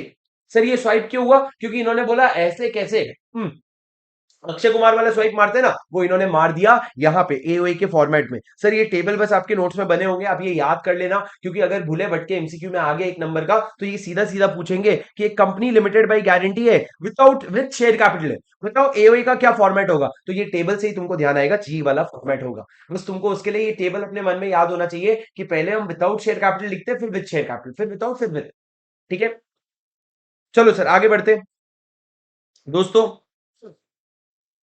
Sir doctrine of ultra vires की बात करते हैं, आपके एग्जाम में बहुत बार आया है ये, इंटर के एग्जाम में भी बहुत बार आया है। राजा डॉक्ट्रिन ऑफ अल्ट्रावायरस की जब बात होगी ना तो 4 पॉइंट लिखना पड़ेगा आपको, पीवीआरएस मैंने याद करवाया था। पी सबसे पहला प्रोहिबिटेड। क्या प्रोहिबिटेड है? अल्ट्रावायरस एक्ट आपके ऑब्जेक्ट क्लॉज में जो भी काम लिखा हुआ है उसके बाहर जाके कोई भी काम करना प्रोहिबिटेड है। You are prohibited from doing such act. कर दिया तो क्या हो जाएगा? Void. When an act is done outside the scope of the object clause it shall be void. Or ratify. क्या सारे शेयर होल्डर मिलकर के रैटिफाई कर सकते हैं? No, such act shall be invalid even if it is ratified by all the shareholders. And as सू।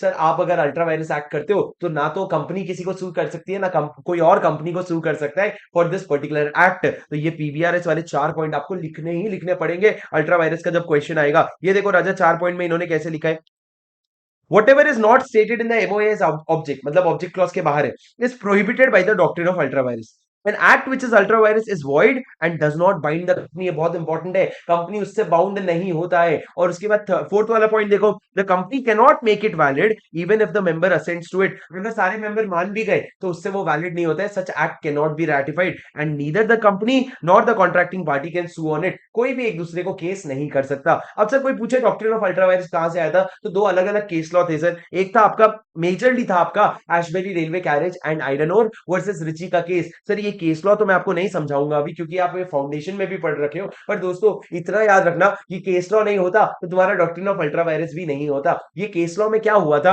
अगर नहीं समझाऊंगा बोला ना भाई, सुन लो 1 मिनट ही से। सर केस लॉ में क्या हुआ था, ये जो कंपनी है एशबेरी रेलवे कैरेज ने, इसने क्या किया था, रिची को फाइनेंस दिया था। फाइनेंस मतलब पैसा दिया था, कोई कोई रेलवे लाइन बिछाने के लिए। अब से जो पैसा दिया था ना, पैसा दिया था वो इसके ऑब्जेक्ट क्लॉज में नहीं था। फाइनेंसिंग जो है वो इसके ऑब्जेक्ट क्लॉज में नहीं था। तो शेयर होल्डर्स ने मना कर दिया, बोले पैसा कैसे दिया है, तो उसने रिची से पैसा वापस मांग लिया।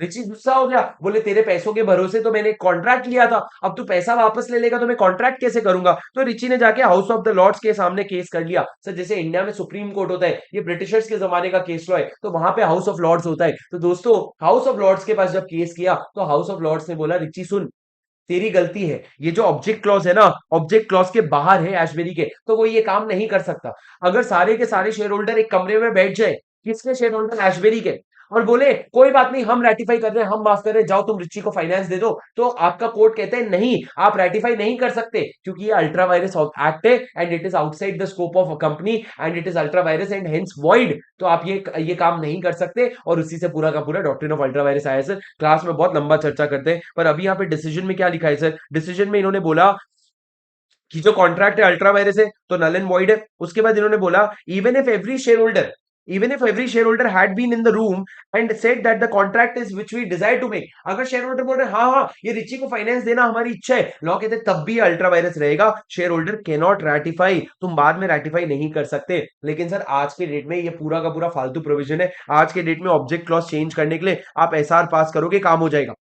तो आप पहले क्या कर देना, एसआर पास कर देना, एसआर पास करके ऑब्जेक्ट क्लॉज चेंज हो गया, फिर रिची को पैसे दे देना, सिंपल सी बात है। तो यहाँ पे सर मैंने नीचे लिखा भी है that the ultra vires has the purpose of doctrine has been defeated as now object clause can be altered by passing SR.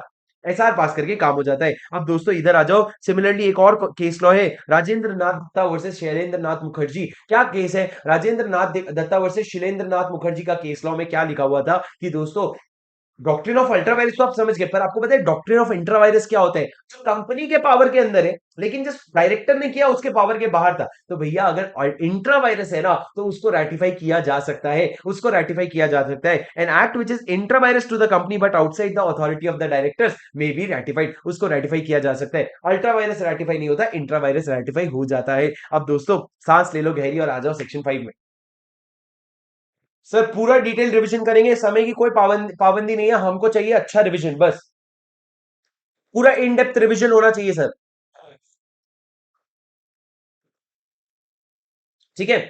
अब मेरी बात सुनो सर, सेक्शन 5 क्या कहता है राजा, सेक्शन 5 क्या कहता है, आपका आर्टिकल ऑफ एसोसिएशन के बारे में कहता है। इधर देखना दोस्तों, मेरी बात सुनते जाना। सर आर्टिकल ऑफ एसोसिएशन जो होता है ना, उसको हम इंटरनल रूल्स एंड रेगुलेशंस कहते हैं। जैसे आपका memorandum external rules and regulations होता है, वैसे आपका आर्टिकल ऑफ एसोसिएशन जो होता है वो इंटरनल रूल्स एंड रेगुलेशंस होता है। राजा मेरी बात ध्यान से सुनना, आर्टिकल ऑफ एसोसिएशन का क्वेश्चन जब भी आएगा तो एक इंपॉर्टेंट सवाल आएगा, एंट्रेंचमेंट प्रोविजन क्या होता है। एक ही सवाल आएगा, दो अलग अलग तरीके से पूछ रखा था इन्होंने आपके क्वेश्चन बैंक में, आप देखोगे तो आपके क्वेश्चन बैंक का क्वेश्चन नंबर 6 और 7 है, दो अलग अलग तरीके से इन्होंने एंट्रेंचमेंट प्रोविजन पूछा था। एक जगह तो इन्होंने एंट्रेंचमेंट प्रोविजन लिखा भी नहीं,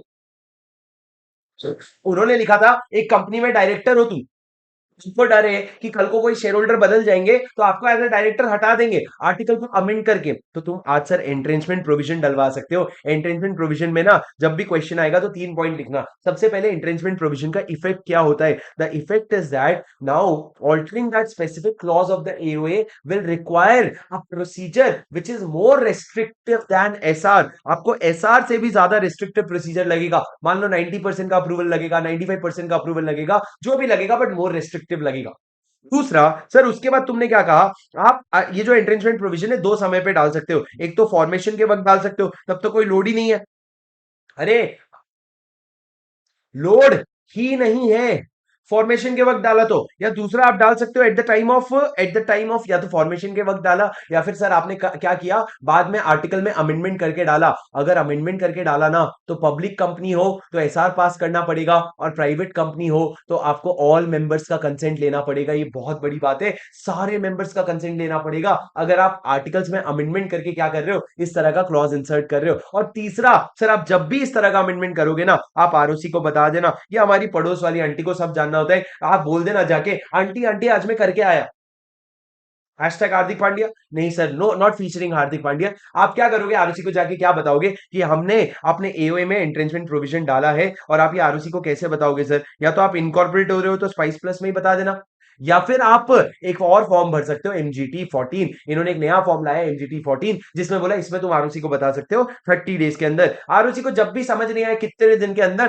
तो लिख देना 30 डेज के अंदर। सर ये एंट्रेंचमेंट प्रोविजन की बात हो गई। सबसे पहले इन्होंने बोला इफेक्ट क्या है, फिर इन्होंने बोला प्रोविजन कब डालोगे, फॉर्मेशन के वक्त या अमेंडमेंट करके, और तीसरा स्पाइस प्लस या MGT 14 में 30 डेज के अंदर आरओसी को बता देना। सर ये तीनों पॉइंट लिखोगे ना तभी आपके 6 नंबर तक का क्वेश्चन आया था। आप देखोगे अगर एग्जाम में देखोगे तो 6 नंबर तक का क्वेश्चन आया था। उसके बाद दोस्तों आपके एओए का फॉर्मेट है जो मैंने पिछले टेबल में आपको बताया, और ये दोनों आपको पढ़ने की जरूरत नहीं है।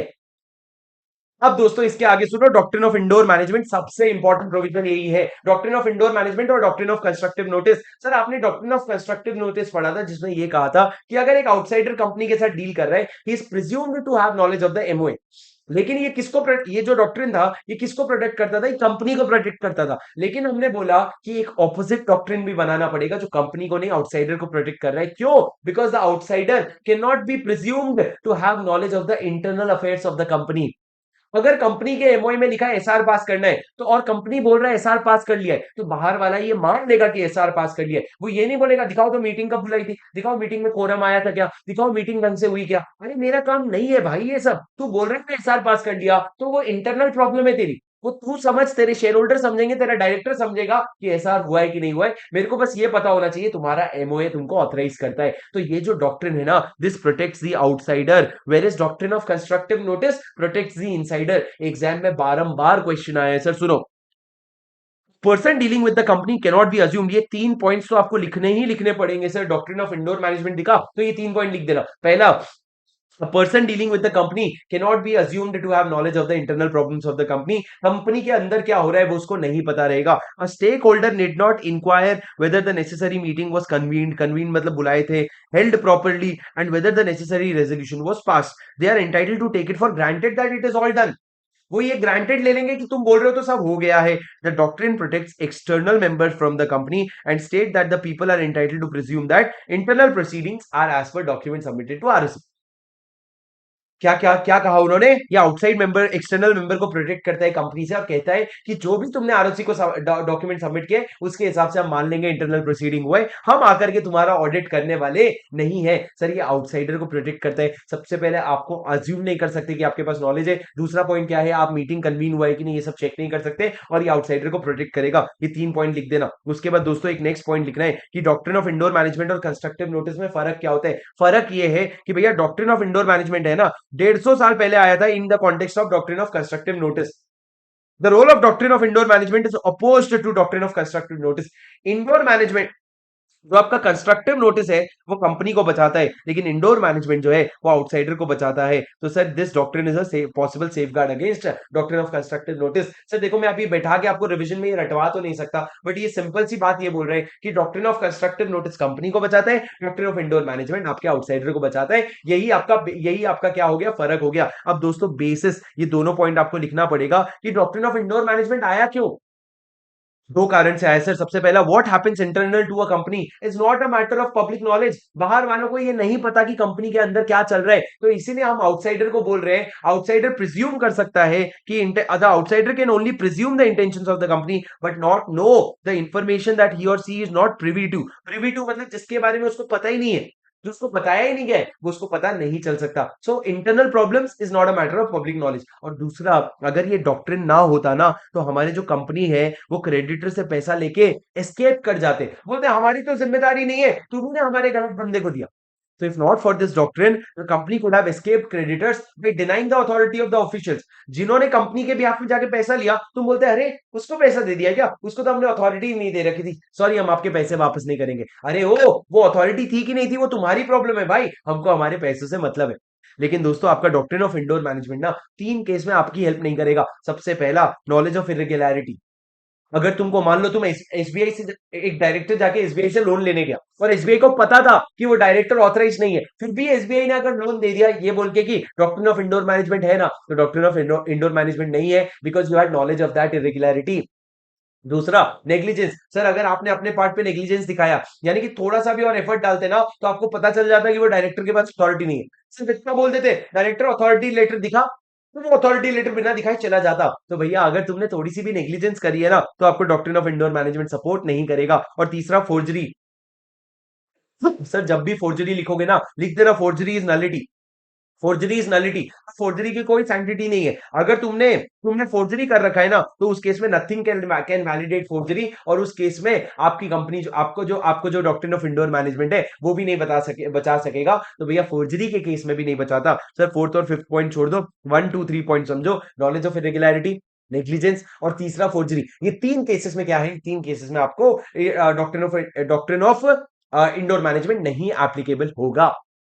समझे क्या सर? समझे क्या? सर सेक्शन 6 बहुत सिंपल है, ज्यादा समय नहीं डालेंगे। Act to override MOA AOA. Act जो होता है ना वो सबका नहीं, ऐसा नहीं, ऐसा नहीं, ऐसा नहीं। एक्ट जो है ना वो आपका एमओए से बड़ा होता है, एओए से बड़ा होता है। आपने अगर कोई अग्रीमेंट्स करा है तो उससे भी बड़ा है, और आपने अगर कोई बोर्ड रेजोल्यूशन या एसआर पास किया है तो उन सबसे बड़ा कौन सा होता है? एक्ट। और अगर इसके बीच में, इसमें और इसमें अगर कोई कॉन्फ्लिक्ट आ रहा है ना, तो ये जो चीज इसमें लिखी हुई है वो वॉइड हो जाएगी, इसमें जो चीज लिखी हुई है वो वॉइड हो जाएगी। आपका एक्ट जो है वो बाकी लोगों को ओवरराइड करता है। सर आपको मेरी बात समझ में आई क्या?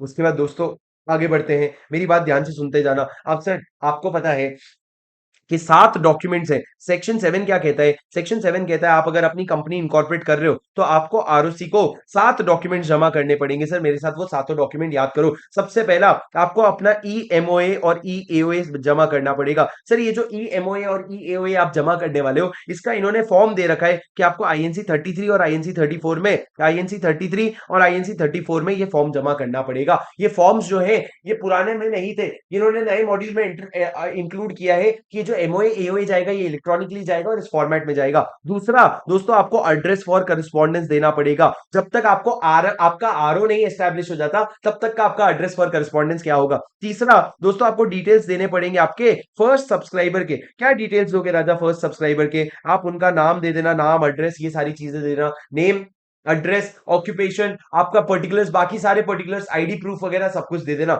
सिमिलर डिटेल्स आप किसके दोगे पता है? सिमिलर डिटेल्स आप दोगे आपके, सॉरी फर्स्ट सब्सक्राइबर तो क्या होता है राजा? सब्सक्राइबर ही होता है। सिमिलर डिटेल्स आप दोगे आपके फर्स्ट डायरेक्टर के। किसके राजा? फर्स्ट डायरेक्टर के। फर्स्ट डायरेक्टर के क्या चीजें दोगे? बहुत सारी चीजें दोगे, जिसमें से एक उसका डिन नंबर होगा। आप name, address, occupation, ID proof ये सब दोगे और डिन नंबर दोगे। उसके बाद दोस्तों फिफ्थ इंपॉर्टेंट पॉइंट ये है कि आपको ना डायरेक्टर के बारे में दो चीजें देनी पड़ेगी। जो भी आपका फर्स्ट डायरेक्टर है आपको उसका इंटरेस्ट और उसका कंसेंट देना पड़ेगा। सर इंटरेस्ट देखो भैया, सामने वाला इंटरेस्टेड होना चाहिए, और अगर इंटरेस्ट भी है, इंटरेस्टेड भी है ना, आप उसका रिटर्न कंसेंट ले लो। मैं हमेशा कहता हूं कंसेंट के बिना कुछ नहीं करना भाई। इट इज वेरी इंपॉर्टेंट, चाहे कितना भी इंटरेस्ट शो करे वो, कंसेंट के बिना कुछ नहीं करना। सर सिमिलरली फर्स्ट है, क्या सोच रहा है भाई तू? मैडम क्या सोच रहे हो? डायरेक्टर की बात चल रही, कंपनी की बात चल रही, कैसी हरकतें कर रहे हो? सर एग्जाम सिर पे है, मेरी बात सुनो। कंपनी और डायरेक्टर के केस में मेरी बात समझना प्लीज। इधर देखो सर, मैंने क्या कहा कि अगर एक डायरेक्टर है तो इंटरेस्ट लेना, interest in any other body corporate या फर्म, तुम उसको पहले से पूछ लेना कि तू मेरा बनने वाला है, पहले से बता दे तेरा किसी और में इंटरेस्ट या किसी और बीसी में इंटरेस्ट है क्या? अगर किसी और बीसी में इंटरेस्ट है तो मैं निपट लूंगा उस बीसी से। अरे निपटना कुछ नहीं है सर, आप अपना इंटरेस्ट बस बता देना, और दूसरा आप बता देना consent to act as a director, कि हाँ मैं तुम्हारा बनने के लिए तैयार हूं। सर ये कंसेंट मिलने के बाद आप क्या करोगे? जैसे ही फर्स्ट डायरेक्टर का कंसेंट कंपनी को मिल गया सर, जैसे जैसे ही मिल गया आप जाके मम्मी को बता, आरुषि को बता देना, आंटी को बता देना कि आरुषि आरुषि हमारे पास अपने फर्स्ट डायरेक्टर का कंसेंट आ गया है। दोस्तों ये कंसेंट आपके पास आएगा डीआईआर 2 में, आप आरुषि को बताओगे डीआईआर 12 में। ये फॉर्म नंबर इन्होंने नए वाले मॉड्यूल में ऐड किया है, ये फॉर्म नंबर इन्होंने नए वाले मॉड्यूल में ऐड किया है। उसके बाद दोस्तों पॉइंट नंबर 6 और पॉइंट नंबर 7 क्या कहता है, मेरी बात ध्यान से सुनना।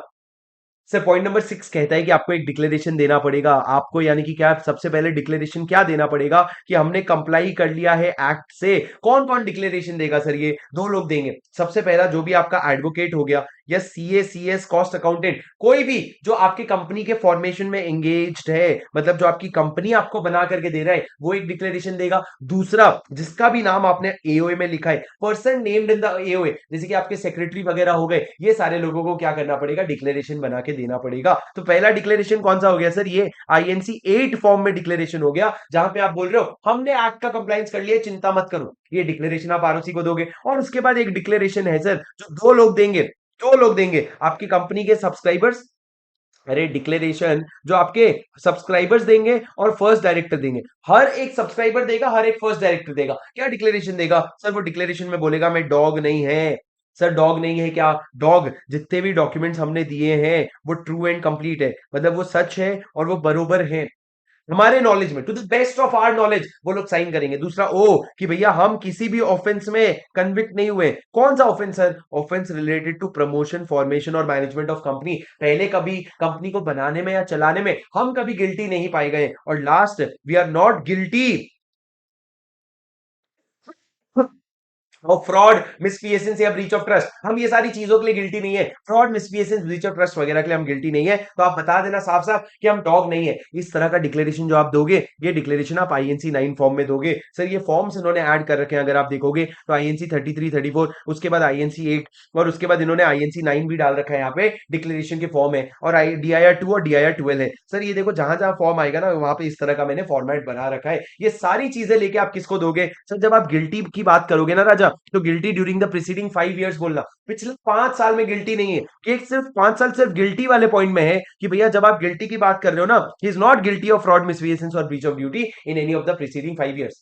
सर ये सारे डॉक्यूमेंट जो है ना, वो आप आरओसी को दोगे इनकॉर्पोरेशन के वक्त, स्पाइस प्लस फॉर्म के साथ साथ। जो स्पाइस प्लस फॉर्म हम ऑल्टरनेटिवली फॉर्म आईएनसी 32 भी बोलते हैं, उसके साथ साथ आप क्या करोगे, ये सारा डिक्लेरेशन दोगे। अब दोस्तों उसके बाद स्टेप्स फॉर इनकॉर्पोरेशन, ये एक नया फालतू सी रद्दी सी चीज ऐड करी है इन्होंने। देखो क्या कहते हैं सर, जब आप कंपनी इनकॉर्पोरेट करते हो ना, तो जनरली हर सब्सक्राइबर को अपना नाम, एड्रेस, डिस्क्रिप्शन और ऑक्यूपेशन ऐड करना है, खुद का और एक विटनेस का। क्या क्या सर, नाडो। नाडो मतलब क्या, नाम, एड्रेस, डिस्क्रिप्शन और ऑक्यूपेशन ऐड करना है, खुद का और एक डायरेक्टर का। उसके बाद क्या कहते हैं, अगर सब्सक्राइबर इलिटरेट है, हो सकता है गवार है, तो भैया उसका अंगूठा लगा दो, इंप्रेशन लगा दो। कहता है अगर बॉडी कॉर्पोरेट है सब्सक्राइबर, तो उसके डायरेक्टर को, जो डायरेक्टर ऑथराइज्ड है वो साइन करेगा। अगर एलएलपी सब्सक्राइबर है, तो जो पार्टनर ऑथराइज है वो साइन करेगा। अगर नेशनल, फॉरेन नेशनल है, मतलब बाहर का बंदा है, फॉरेन नेशनल मतलब बाहर का बंदा है, तो it is to be signed by a notarise, by a notary. It is signature to be notarise by a notary. मतलब सर आप सिग्नेचर कर देना, पर नोटरी में जाके नोटराइज करवा लेना। नोटरी मतलब सर आप समझ लो गवर्नमेंट का एक डिपार्टमेंट है, जहां पे जाके आपको सिग्नेचर करवाना होता है। तो अगर आप एक बाहर के नेशनल हो, तो आपको ये करवाना पड़ेगा।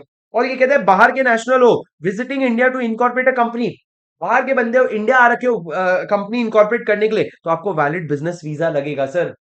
लेकिन वीजा नहीं लगेगा अगर आप एक पर्सन ऑफ इंडियन ओरिजिन हो या ओवरसीज इंडियन सिटीजन हो। अगर आप क्या हो, पर्सन ऑफ इंडियन ओरिजिन हो या overseas citizen of India. Sir ये आप अभी फेमा में समझोगे पीआईओ क्या होता है या ओवरसीज सिटीजन ऑफ इंडिया क्या होता है, आप ये समझोगे। लेकिन एक चीज इतनी सी बस याद करना बात, मान लो सर मेरा एक भाई है अंकित, एक्चुअल में मेरा एक भाई है अंकित, लंदन में रहते हैं। अगर वो इंडिया आया एक कंपनी इनकॉर्पोरेट करने के लिए, अंकित अगर इंडिया आया, तो अंकित को इंडिया आके बिजनेस कंपनी इनकॉर्पोरेट करने के लिए बिजनेस वीजा लगेगा। लेकिन अगर वो पर्सन ऑफ इंडियन ओरिजिन है, जो कि वो है, क्योंकि वो इंडिया में बॉर्न एंड ब्रॉट अप है, तो अगर वो इंडियन ओरिजिन का बंदा है ना, तो फिर उसको बिजनेस वीजा नहीं लगेगा। या overseas citizen of India, Bharat का बंदा बाहर रहता है, तो फिर उस केस में भी उसको बिजनेस वीजा नहीं लगेगा। ये दो हमने चीजें लिख रखी है, एकदम बेमतलब का फालतू है सर। क्या मतलब ये सब अंगूठा छपवाओ, तो मैं ये करता बैठू मैं। ठीक है, ये इन्होंने न्यू सिलेबस में ऐड किया है, समझ रहे हो तुम, ये इन्होंने न्यू सिलेबस में ऐड किया, कोर्स हमने इंप्रूव किए, हम नया सिलेबस लाएंगे as per the international standards. अंगूठा लगा बोलते हैं। सुनो, Add on. In case of OPC, file the written consent in addition to the above document. Sir आपको रिटर्न कंसेंट फाइल करना पड़ेगा। अब दोस्तों सुनो मेरी बात, जब आप इतने सारे डॉक्यूमेंट्स दोगे ना, तो बदले में आपको सर्टिफिकेट ऑफ इनकॉर्पोरेशन मिलता है इन द फॉर्म आईएनसी 11। आपने आईएनसी 8, आईएनसी 9 ये सब दिया, आईएनसी 11 मिलेगा। उसके साथ साथ आपको एक कॉर्पोरेट आइडेंटिफिकेशन नंबर भी मिलेगा। सर इन्होंने कॉर्पोरेट आइडेंटिफिकेशन नंबर का फॉर्मेट समझाया है कि कॉर्पोरेट आइडेंटिफिकेशन नंबर कुछ इस तरीके से दिखता है, जैसे मैंने आपको इन्फोसिस का दिखाया है। अब आप देखो, इसमें जो एल लिखा हुआ है पहले वाला, वो लिस्टेड या अनलिस्टेड के लिए स्टैंड करता है। एल किसके लिए स्टैंड करता है, लिस्टेड या अनलिस्टेड के लिए स्टैंड करता है। उसके बाद सर आपके लिए एक सीरियल नंबर है। उसके बाद के ए मतलब कर्नाटका, कौन सा स्टेट ऑफ इनकॉर्पोरेशन है। 1981 मतलब ईयर ऑफ इनकॉर्पोरेशन हो गया। पीएलसी मतलब क्या, पब्लिक या प्राइवेट लिमिटेड कंपनी हो वो बताओ। एनपीएल मतलब नॉट फॉर प्रॉफिट कंपनी होती है। और उसके बाद एक और सीरियल नंबर दिया हुआ है जो आपका रजिस्ट्रेशन नंबर है। तो ये सारे नंबर्स आपको देखने होते हैं। सर क्या ये एग्जाम में आएगा, नहीं, पर एक बार समझ लो ना, आपके आईसीआई मॉड्यूल में दिया हुआ है तो क्यों छोड़ना है, समझ लो। उसके बाद सर जब आपने इतने सारे डॉक्यूमेंट्स आपने आरओसी को जमा किए, वो आपको प्रिजर्व करके रखना पड़ेगा अपने रजिस्टर्ड ऑफिस में, अपने पास प्रिजर्व करना कब तक, टिल डिसोल्यूशन। ये एमसीक्यू में आ सकता है कि आप अपने रजिस्टर्ड ऑफिस में डिसोल्यूशन तक, जब तक कंपनी डिसॉल्व नहीं हो जाती, तब तक आप ये सारे डॉक्यूमेंट्स रखोगे। कौन से, जो आपने आरओसी को जमा कर रखा है। सर एक चीज समझ नहीं आया, अगर आरओसी को जमा कर दिया तो अपने पास कैसे रखूंगा। अरे आरओसी को कॉपी जमा करोगे, अपने पास ओरिजिनल रख लेना भाई। सुनो सर, या वाइसा वर्सा, जैसी तेरी मर्जी। सर उसके बाद मैंने क्या कहा, अगर मान लो दो केस और होता है, अगर सर आपने झूठा, कोई इंसान है उसने फॉल्स या इनकरेक्ट इंफॉर्मेशन दिया, क्या, फॉल्स या इनकरेक्ट इंफॉर्मेशन दिया आरओसी को, और उसने क्या करवाया, अपनी कंपनी इनकॉर्पोरेट करा ली, तो क्या होगा दोस्तों, सवाल ये होगा कंपनी इनकॉर्पोरेट हुई है कि नहीं हुई है। अगर कंपनी अभी तक इनकॉर्पोरेट नहीं हुई है, तो आपको क्या करेंगे, सिर्फ 447 के अंदर लायबल कर देंगे, 447 के अंदर फ्रॉड के लिए लायबल। लेकिन अगर कंपनी इनकॉर्पोरेट हो गई है, तो उस केस में आरओसी के हाथ से बात चली जाएगी, वो जाएगा ट्राइब्यूनल के पास, और ट्राइब्यूनल ऑर्डर पास करेगा, मिस्टर लोवा लोवा, मिस्टर लो का ऑर्डर पास करेगा। सर ट्राइब्यूनल का नाम क्या है, मिस्टर लो, मिस्टर लोवा, मिस्टर लोवा क्या ऑर्डर करेंगे, मिस्टर लो ऑर्डर पास करेंगे। एम, मैनेजमेंट, सर वो बोलेंगे कि तेरी कंपनी का मैनेजमेंट जो है अब हम करेंगे। It is in public interest that the company shall be managed by the person appointed by tribunal. मतलब मैनेजमेंट कंपनी का छीन लेंगे, मतलब जिस कंपनी ने झूठ बोल करके, झूठे डॉक्यूमेंट्स देके कंपनी इनकॉर्पोरेट की है, अब उसको मैनेज हम करेंगे, गाड़ी तेरा भाई चलाएगा। ट्राइब्यूनल क्या बोलेगा, गाड़ी तेरा भाई चलाएगा। Or, removal of the name of company from the registrar of company, काट देगा सर ना।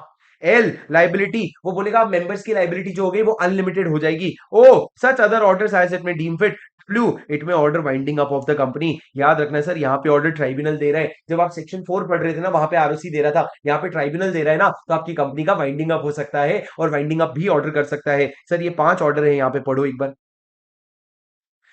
कि आपका रेगुलर द ट्राइब्यूनल में ऑन एन एप्लीकेशन। सर आपके जो आपने अगर कंपनी झूठे इंफॉर्मेशन से इनकॉर्पोरेट किया है, तो जो लोग इन्वॉल्व थे वो लोग 447 में तो लाइबल होंगे ही होंगे। साथ साथ में हम कंपनी का क्या करेंगे सर, कंपनी के मैनेजमेंट को रेगुलेशन जो है वो आरओसी ले सकता है इन पब्लिक इंटरेस्ट। दूसरा, director that the liability shall be unlimited. तीसरा, removal of the name of the company. चौथा, वाइंडिंग अप ऑर्डर कर सकता है। और पांचवा क्या कर सकता है आपका, such other order as it may deem fit. लेकिन दोस्तों ये सब ऑर्डर देने के पहले एक ऊप दे देना, ऊप मंजे का, ऊप मंजे अपॉर्चुनिटी ऑफ बीइंग हर्ड दे देना, and take into consideration transaction entered by the company. मतलब क्या सर, अगर कंपनी ने बहुत सारे ट्रांजैक्शन एंटर कर रखे हैं, तो एक बार उसको कंसिडर कर लेना कि कंपनी को वाइंड अप कर रहे हो, और पता चला कंपनी ने एसबीआई से 100 करोड़ का लोन ले रखा है। अरे ऐसे कैसे वाइंड अप कर दोगे यार, ये सब ट्रांजैक्शंस को एक बार ध्यान में रख लेना, और एक बार क्या कर लेना, एक बार आप अपना अपॉर्चुनिटी ऑफ बीइंग हर्ड दे देना, उसके बाद ही इस तरह का कोई ऑर्डर पास करना। अब दोस्तों मेरी बात ध्यान से सुनना, बस छोटा सा पॉइंट है, खत्म हो गया। अगर object clause, if object clause require prior approval of sectorial regulator, obtain such approval prior to pursuing the object and declaration in this behalf। छोड़ दो, इतना इंपॉर्टेंट नहीं है। निधि का ऐसा, निधि का कैसे इंपॉर्टेंट नहीं होगा, निधि कंपनी के केस में declaration by central government under section 406 is to be obtain prior to commencement of business. ठीक है, ले लेंगे भाई, निधि के केस में आपको सेंट्रल गवर्नमेंट का एक अप्रूवल लेना पड़ेगा। ठीक है, समझे। सर एक बार 1% कंपनी के बारे में मेरी बात ध्यान से सुनना, बहुत आसान है, आप लोगों को सारे पॉइंट्स पता है। 1% कंपनी में आपको पता है एक मेंबर होता है और उसके नीचे एक नॉमिनी होता है, ये सारा कॉन्सेप्ट आपने अभी अभी पढ़ लिया। पर सर कुछ चीजें जो आपने अभी तक नहीं पढ़ी है वो ये है कि आप सिर्फ अगर मेंबर या नॉमिनी किसी को बना रहे हो ना, तो 3 कंडीशन होते हैं। पहला, he should be a natural person. दूसरा, he should be a citizen of India, Indian citizen होना जरूरी है। और तीसरा, he may be a resident of India और अदरवाइज। वो रेसिडेंट ऑफ इंडिया हो भी सकता है, नहीं भी हो सकता है, नहीं होगा ना तो घंटा फर्क नहीं पड़ेगा। Even if he is not a resident, घंटा फर्क नहीं पड़ेगा। दोस्तों मेरी बात ध्यान से सुनना, पहला आप नेचुरल पर्सन हो, दूसरा आप सिटीजन ऑफ, तीसरा रेसिडेंट रेसिडेंट ऑफ इंडिया हो भी सकते हो, नहीं भी हो सकते हो। और सर अगर कोई पूछे रेसिडेंट का मतलब क्या होता है, रेसिडेंट मतलब पिछले साल में 120 दिन या उससे ज्यादा रहा है, पिछले साल में 120 दिन या उससे ज्यादा रहा है during the immediately preceding financial year. अब दोस्तों बहुत लोग ये गलत समझते हैं, सुनना क्या गलत समझते हैं, वो बोलते हैं सर नेचुरल पर्सन होना चाहिए, इंडियन सिटीजन होना चाहिए, और या तो रेसिडेंट होगा या फिर रेसिडेंट नहीं है तो कम से कम 120 दिन रहा होगा। अरे बकवास लॉ घर पे बैठ के मत बनाओ। लॉ में क्या लिखा है, मेरी बात सुनो सर, लॉ में लिखा है he is a natural person, he is a natural person, he is a citizen of India, ये दोनों मैंडेटरी। और तीसरा, रेसिडेंट हो भी सकते हो, नहीं भी हो सकते हो। पहले था मैंडेटरी कि रेसिडेंट होना चाहिए, रेसिडेंट होना चाहिए तो कितने दिन लगते, 120 दिन या उससे ज्यादा। बाद में इन्होंने बोला रेसिडेंट हो या ना हो फर्क नहीं पड़ता, उन्होंने रेसिडेंट और अदरवाइज कर दिया, डेफिनेशन रहने दिया। तो सर ये 3 इंपॉर्टेंट कंडीशन है, ये आपके मेंबर के लिए भी लगेगा, ये आपके नॉमिनी के लिए भी लगेगा। अब सर मेरी बात समझना, अब एक बात बताओ, आप एक पर्सन अगर होना, अच्छा, एक कंपनी में, एक 1% कंपनी में एक मेंबर होता है, एक नॉमिनी होता है, ना तो 2 मेंबर हो सकता है ना 2 नॉमिनी हो सकते हैं। और अगर एक पर्सन की बात करूं मैं, तो वो एक 1% कंपनी में मेंबर बन सकता है, दूसरे 1% कंपनी में नॉमिनी बन सकता है। अब समझो सर दूसरी जगह जहां पे वो नॉमिनी था, वहां पे मेंबर की डेथ हो गई, तो वहां पे भी क्या बन जाएगा, मेंबर बन जाएगा। लेकिन दो जगह मेंबर तो बन नहीं सकते। अब तुमको 180 दिन का टाइम मिलेगा, जहां पे तुमको एलिजिबिलिटी क्राइटेरिया मीट करना पड़ेगा, मतलब दोनों में से एक ओपीसी का मेंबरशिप जो है वो तुमको लेट गो करना पड़ेगा, उसके लिए आपको 180 दिन का टाइम मिलेगा। अब दोस्तों एक बात समझना, क्या एक माइनर मेंबर बन सकता है या नॉमिनी बन सकता है, नहीं सर, ना तो मेंबर बन सकता है ना तो नॉमिनी बन सकता है। और एक बात समझना, क्या 1% कंपनी पब्लिक कंपनी में या प्राइवेट कंपनी में कन्वर्ट हो सकती है, बिल्कुल हो सकती है सर, ये तो इनका नेचुरल डायरेक्शन है कि अभी 1% हो, बाद में प्राइवेट, बाद में पब्लिक, बाद में लिस्टेड, ये आपका नेचुरल डायरेक्शन है। पर दो प्रोहिबिशन याद रखना, दो प्रोहिबिशन 1% कंपनी के लिए। सबसे पहला, ना तो आप अपने आप को सेक्शन 8 कंपनी में कन्वर्ट कर सकते हो, ना तो आप अपने आप को सेक्शन 8 कंपनी में कन्वर्ट कर सकते हो, और ना ही आप non banking financial investment activity कर सकते हो। 1% company can not carry out non banking financial investment activity including investment in securities of body corporate. Body corporate के शेयर्स में इन्वेस्ट भी नहीं कर सकते, आप बॉडी कॉर्पोरेट के शेयर्स में इन्वेस्ट भी नहीं कर सकते। सर आप बॉडी कॉर्पोरेट के शेयर्स में इन्वेस्ट भी नहीं कर सकते, दिमाग में घुस रहा है क्या? हाँ, एकदम ध्यान से सुनना प्लीज, मेरी बात सुनो दोस्तों, क्या कह रहा हूं मैं आप लोगों को ये बता रहा हूं कि आगे का अभी, दोस्तों प्लीज समझो, हम लोग आगे का रिवीजन कर रहे हैं। आगे के रिवीजन में क्या आएगा सर, आप लोगों का सेक्शन 8 बहुत मेजर मेजर चीजें हमने खत्म कर ली है, पर अभी भी कुछ पिक्चर अभी बाकी है मेरे दोस्त। सेक्शन 8 पहले ध्यान से सुनना। सेक्शन 8 में मेजर चीजें ऐड कर रखी है इन्होंने, जो आप लोगों के पहले के जमाने में नहीं हुआ करता था, बीड़े भाई के जमाने में नहीं हुआ करता था, हमारे जमाने में आ गए। दोस्तों क्या कहता है आप लोगों का सेक्शन नंबर 8? सेक्शन नंबर 8 कहता है सेक्शन 8 कंपनी के बारे में। सेक्शन 8 कंपनी के बारे में बात होती है, और सेक्शन 8 कंपनी के बारे में क्या कहना चाहते हैं ये लोग ये कहना चाहते हैं कि जो सेक्शन 8 कंपनी होता है वो कैसे बनता है। अगर एक कंपनी जाती है किसके पास, गवर्नमेंट के पास, और गवर्नमेंट के पास कहती है कि अरे ओ गवर्नमेंट, हमारे जो ऑब्जेक्ट्स है ना वो नेक है, हमारे चैरिटेबल ऑब्जेक्ट्स है in the field of art, commerce, science, education, sports, ये सारी चीजों में, और हमारा जो प्रॉफिट है ना वो हमारा पूरा का पूरा प्रॉफिट हमारे ऑब्जेक्ट्स के लिए अप्लाई होता है, और तीसरा हमारी कंपनी स्ट्रिक्टली प्रोहिबिट करती है डिविडेंड देने से। ये तीनों कंडीशन अगर सेटिस्फाई हो जाए, ओपीडी अगर सेटिस्फाई हो जाए, तो गवर्नमेंट जो है वो आपको क्या कर देगा, एक लाइसेंस दे देगा, licence to operate as a section 8 company. आपको एक licence to operate as a section 8 company मिल जाएगा। अच्छा, ये जो गवर्नमेंट जो लाइसेंस देने का पावर रखता है ना, ये हमने रीजनल डायरेक्टर को दे दिया है ये पावर। अगर आप देखेंगे तो ये लाइसेंस देने की जो अथॉरिटी है ये रीजनल डायरेक्टर के पास असाइन हो गई है। इधर देखो, नहीं सॉरी, आरओसी के पास, आरओसी के पास, so sorry, company central government जो है उसने पावर अपना आरओसी को दे दिया है, कि आरओसी ही है ना वो आपको ये लाइसेंस देगी कि भैया अब तू सेक्शन 8 कंपनी है, और साथ में आपको as a section 8 company register कर लेगी। अब राजा मेरी बात ध्यान से सुनना, जब आप एक सेक्शन 8 कंपनी बन जाते हो तो आपके नाम के आगे आपको कोई सफिक्स लगाने की जरूरत नहीं है। दूसरा, सर आप लिमिटेड कंपनी रहोगे कि अनलिमिटेड? सफिक्स नहीं लगाया तो क्या, फिर भी आप क्या रहोगे, आप लिमिटेड कंपनी रहोगे। और राजा मेरी बात ध्यान से सुनना, अगर मैं बात करूं किसी फर्म की, मैं बात करूं किसी फर्म की, तो क्या एक फर्म आपकी कंपनी में मेंबर बन सकता है? देखो सर, नॉर्मली फर्म किसी कंपनी में मेंबर नहीं बन सकता, नॉर्मली नहीं बन सकता। क्यों? क्योंकि उसकी सेपरेट लीगल एंटिटी ही नहीं होती है। लेकिन अगर एक फर्म सेक्शन 8 कंपनी में मेंबर बनना चाहे ना तो बन सकता है। अरे ऐसे कैसे भाई, ऐसे कैसे सर? ऐसे इसीलिए क्योंकि इन्होंने लॉ में क्लियरली लिख दिया है कि बन सकते हो, और भाई ने बोला बन सकते हो तो बन सकते हो, भाई ने बोला बापू दिखते हैं मतलब दिखते हैं। दोस्तों उसके बाद मेरी बात सुनो, बहुत इंपॉर्टेंट पार्ट ये है कि राजा, अगर आप एक सेक्शन 8 कंपनी इनकॉर्पोरेट हो गए हो तो आपका लाइसेंस रिवोक भी हो सकता है। सबसे पहले तो सबसे पहली बड़ी बात समझना कि अगर एक सेक्शन 8 कंपनी अपने एमओए को या एओए को ऑल्टर कर रही है तो कर सकती है, लेकिन सेंट्रल गवर्नमेंट का प्रायर अप्रूवल लगेगा। मतलब आप अप्रूवल पहले लेना पड़ेगा। इस पे क्वेश्चन बैंक में क्वेश्चन भी है, अगर आप अप्रूवल लिए बिना आपने पहले ही ऑल्टरेशन कर दिया, आपको पता है एमओए एओए ऑल्टर करने के लिए एसआर लगते हैं, आपने एसआर लगा के ऑल्टर कर दिया पर आपने अप्रूवल नहीं लिया, तो उस केस में क्या होगा, आपका ऑल्टरेशन इनवैलिड हो जाएगा। आपको पहले सीजी का प्रायर अप्रूवल लेना पड़ेगा, उसके बाद ही आप ऑल्टरेशन कर सकते हो। अब राजा एक बात सुनना, अगर आपने तीन में से कोई एक कांड किया है, क्या अगर आपने सेक्शन का कॉन्ट्रावेंशन किया है,